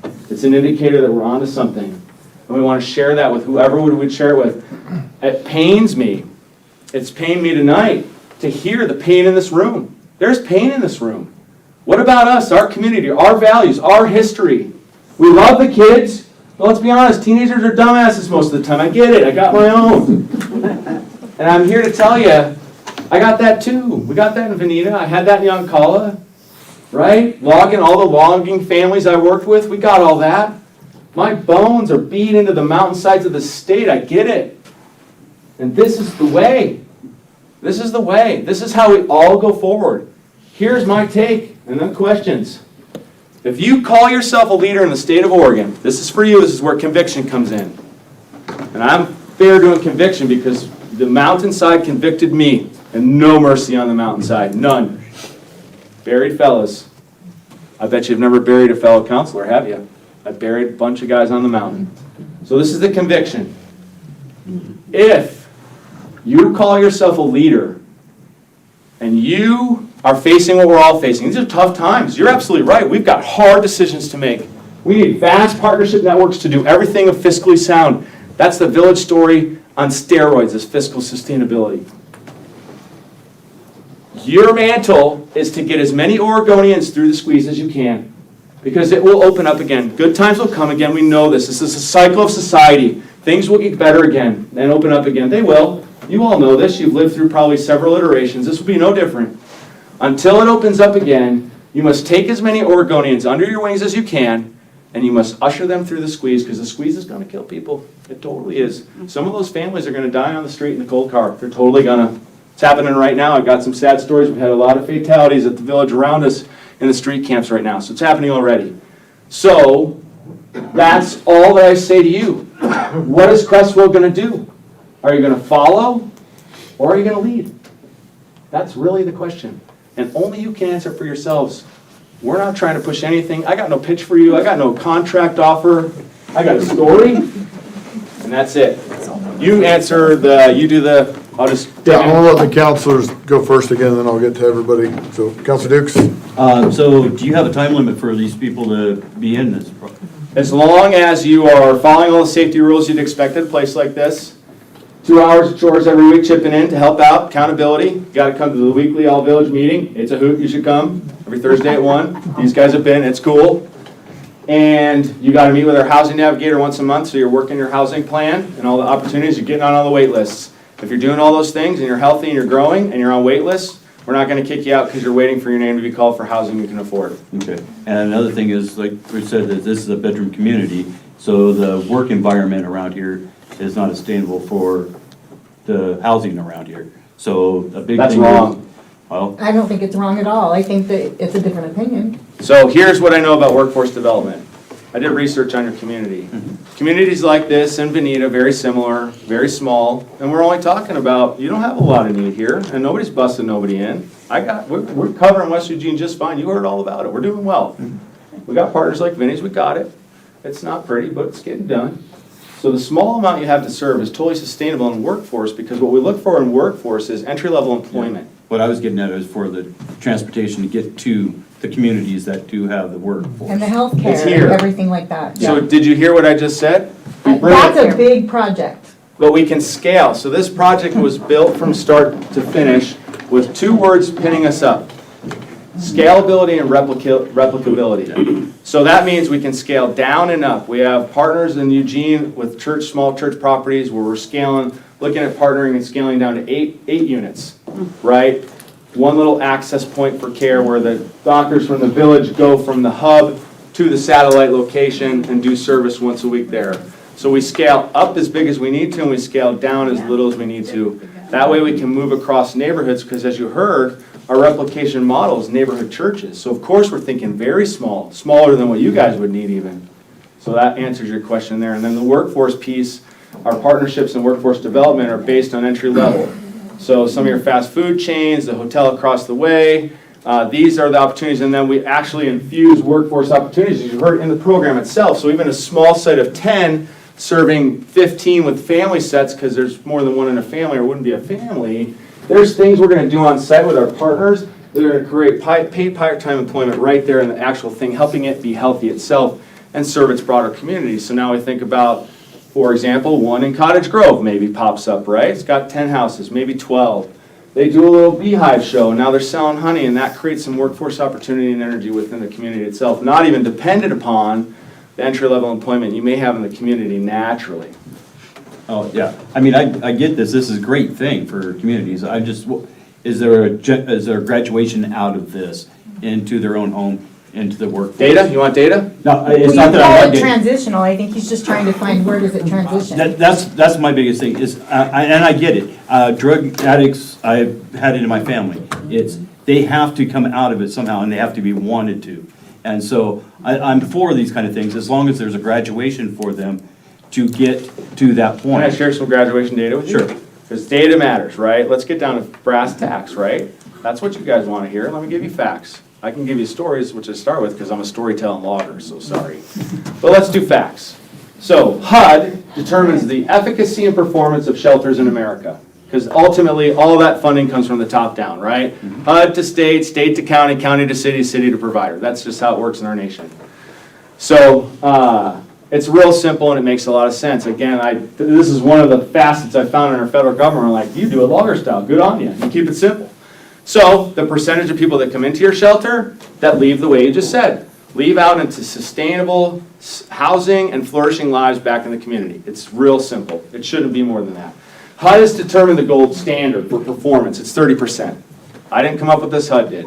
So if 30% of your people are coming into your shelter and leaving in that fashion, in the way we want to see, you're doing well, you can continue to receive funding. I know the performance of most of the shelters in our region through our partnerships. The vast majority fall in 28 to 38%. They're doing good, right? They're certainly meeting the mark, exceeding it even a little bit, and HUD says, keep the money flowing, they're doing well.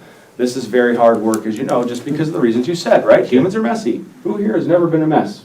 Right, no, all of us have had messy points. Some people are messier than others. We certainly collect folks like that in places like this by design.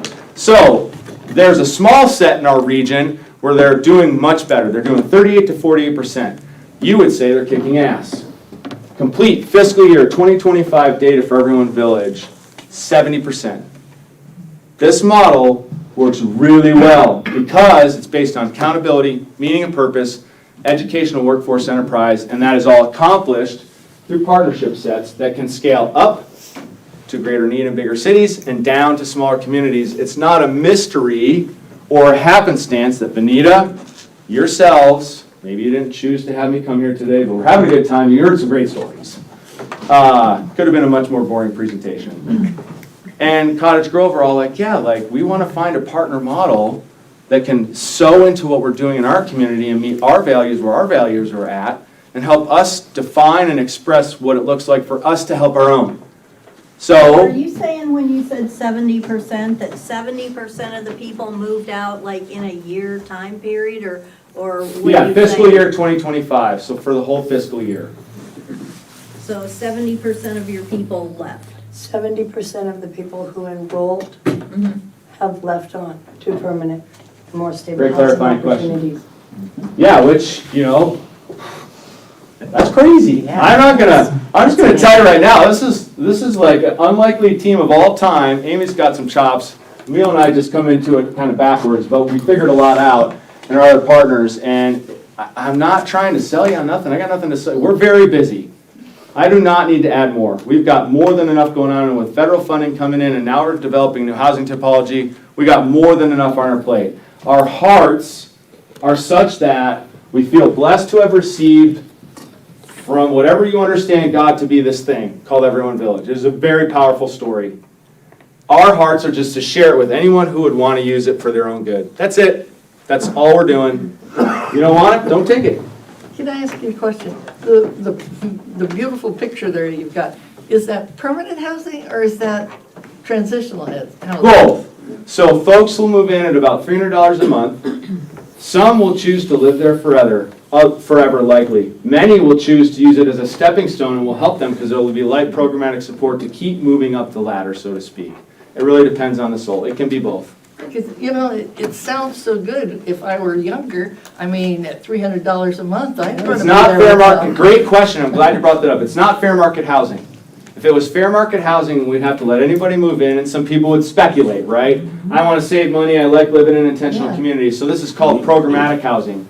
These folks will actually, in order to access these houses at that price point, which can be permanent, will have to become clients of our program.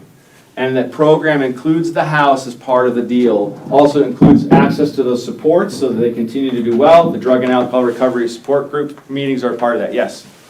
Is everyone village drug and alcohol free? So we have a no illegal drugs or alcohol policy. It is a behavior-based model because, as you would suspect, most people coming in from the street have that struggle in their lives. It's part of how you survive street land, you might say. So if you're off-site using, or you got that struggle in your programming and you're fighting through that, because it's not a switch for anybody, alcohol or illegal drugs, you don't switch it on and off. We want you to work through that with our support programming. You cannot have it on site, you cannot use it on site, and then that gives you the best chance of moving through successfully to sobriety, because if you're in rote survival land, you got no shot. So you can go off-site, get drunk, get high, come back. As long as you're safe for yourself and your community, you can. Interesting, okay. Yeah. So you can be under the influence on site? Yep. As long as you're safe for yourself and the community that you're part of. Now, people understand, right, that the number one rule at Everyone Village is safety. We kick people out all the time. We totally do.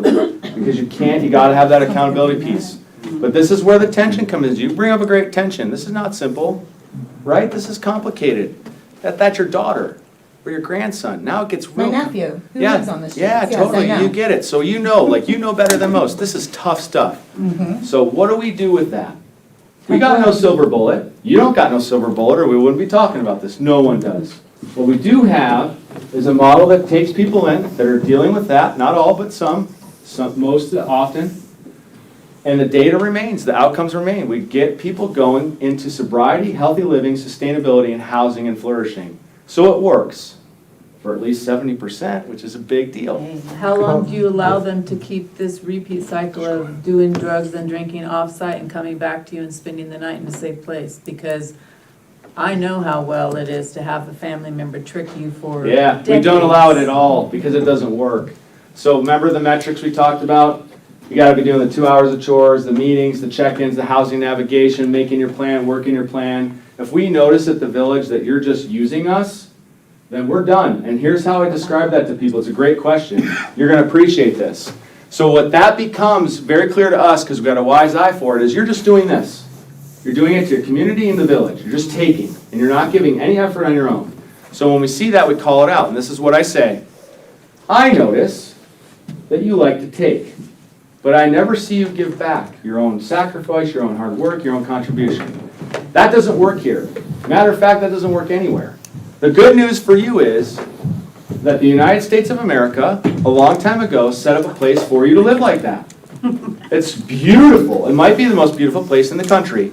You can go up there, you can do however you want, take, and no one's going to say a word to you. It's called Northern Alaska. The gentleman in the back. But you're not going to do it here, and we don't let them. Yes? I got a couple of questions and a couple of comments. The city of Cottage Grove, according to the judge, the crime rate there went up over 900%. They messed it up I'm bad. asking this city council right here, please go talk to the mayor in Cottage Grove. I have. And what makes you any better than St. Vincent de Paul? Well, you might want to They're a have... hell of a lot bigger than you, do a lot bigger things than this. And they do it. Can I answer the question? Go ahead. Thank you. Totally different. Yeah, I just want to answer your question, because this is a great question. I've seen what happens around Yeah, these things. and do you want to know what? I know all about that deal, because I watched from afar, and you know what my takeaway was? I don't want to besmirch helpers, but I'm going to say this. Pardon my French, they fucked it up, real bad. They Yeah, did. that's why they need to go Seriously? talk to the mayor over there. Yeah, the language has to stop. We Fair. need to Very stop. We inappropriate. need to stop. You're a pastor? So, Yeah. Seriously. It's been all night. I've had enough. So I'll clean up the language, but let me answer your question. So they messed it up, and it created a big mess. That's why Chief of Police from Cottage Grove, Corey Chase, was at the village today, because he heard about this program from the county, and he recognized something's happening here that's really good. So Cottage Grove is healing from that big mishap a few years ago. It's really We bad. don't want no more homeless in our town. No, I don't want you to have, He's losing money right now on his budget because he's got enough problems. Oh, Corey dude. Chase is one of my neighbors. yeah, so you know. Talk to him when you see him later, because he was at the village today. We had a great time together. He believes in what we're doing and wants to talk more. So just ask your neighbor. I will. And so, let's be clear. This is a hard job. I've listened to this same story over and over and over again. I do live in Cottage Grove. I've listened to you, I've listened No, to you St. haven't. Vincent de Paul, I just listened to you. I've listened to community sharing, I've listened to a whole bunch of different people coming to our council chambers with the same story you got. What makes you better than St. Vincent de Paul? I'm not better than anybody, I'm just doing what I know how to do. You're a great point. I'm not claiming to be better than anybody, I would never do that, I'm a logger. I know how hard work St. is. Vincent de Paul's a big outfit. They're huge, and I know Bethany, the director, very well, and they do amazing things. And if you want to invite her down, I know she would come down and talk. I'm not here to convince you Sure, of these anything. guys right here can go to Cottage They Grove can, yeah, and talk to totally. the mayor. Yeah, And I'm you sure bet. they're gonna walk away with a completely different point of view. And they Listen would. to your side, let's get the other side. You should, because that's good customer. You need to see both your sides. I encourage you to do that. This is great. I don't want to, you should do this Go ahead. part. No, Jeannie, go ahead. I No, the see guy in the that back you've had a has lot done- of really I'm sorry, it's large, like Rexius and the U of O is Yeah. there and the city, and are they gonna run out of cash? Because this would be a small unit as opposed to Yeah. what you've got out on West 11. Yeah. But I'm wondering if the funding will run out. Well, eventually. Are they committed? It depends. I mean, we've been going 4 years just fine, and we're growing, and funding's growing in our story. But certainly you highlight hard funding times on all fronts. That's your point. It's well taken. They continue to fund you? Yeah, we're going strong today. We just got the 2.5 million from the feds. On the funding front, I would say this. It has to be a community lift. That's why we do partnership the way we do, so everybody chips in what they can and it keeps it going. We work hard to look out long range right now in anticipation of talking to Cottage Grove's leadership. I'm here today with you. I've talked to Vanita's leadership. I'm working with the county right now on freeing up some funds for rural operations in rural cities. So we're having good conversations with the Board of Commissioners right now and creating an RFP, a request for proposals, for a contract for startup funds to help out some rural cities. And then we would apply, and then a rural city may choose to have access to that partnership with us. They may not, and that's fine too. We got Is plenty. the village is fenced? Yep, full perimeter fence. Security cameras, the whole 9 yards. Is there somebody in the back that had your hand? I'm sorry, I didn't see your hand. Go Oh, ahead. that's all right. I'm just curious, maybe I missed it, but how many full-time employees, admin, security, how many full-time folks? do you 12. employ? 12 FTE. 12, I'm sorry, For 80 units. for 80 units. Yeah. So Who do pays you for have that that? scaled down for if there was Oh, 15? you way scale So, down, for well, sure. do you have a number for that, Phil? Like, what- I'd what's say the- if you were gonna do 15, I'd say off the cuff, you're probably looking at 1.5 FTE. Because then you have the back, see, this operates, that scalability quotient is based on a college model. So it's based on a main campus and satellite campuses, right? So some of the overarching systems and policies and leadership here then can lay on top of rural locations or other sites, and the site itself incurs the cost of the on-site 1.5 approximate, I don't know for So sure. ultimately, there's not 24-hour supervision? We don't do that at the village, we're 9 to 5, Monday through Friday. Really? They're alone all What night? happens after? Yeah. What happens after? We're doing great, 70%. All right. Hey, in the far back, just, I'll do you next, Monica. So as it stands right now, just to maintain the homeless industrial issue that we have going on right now, it's 217.9 million a year. Is that federal? No. What is that? No, I think it's for Oregon.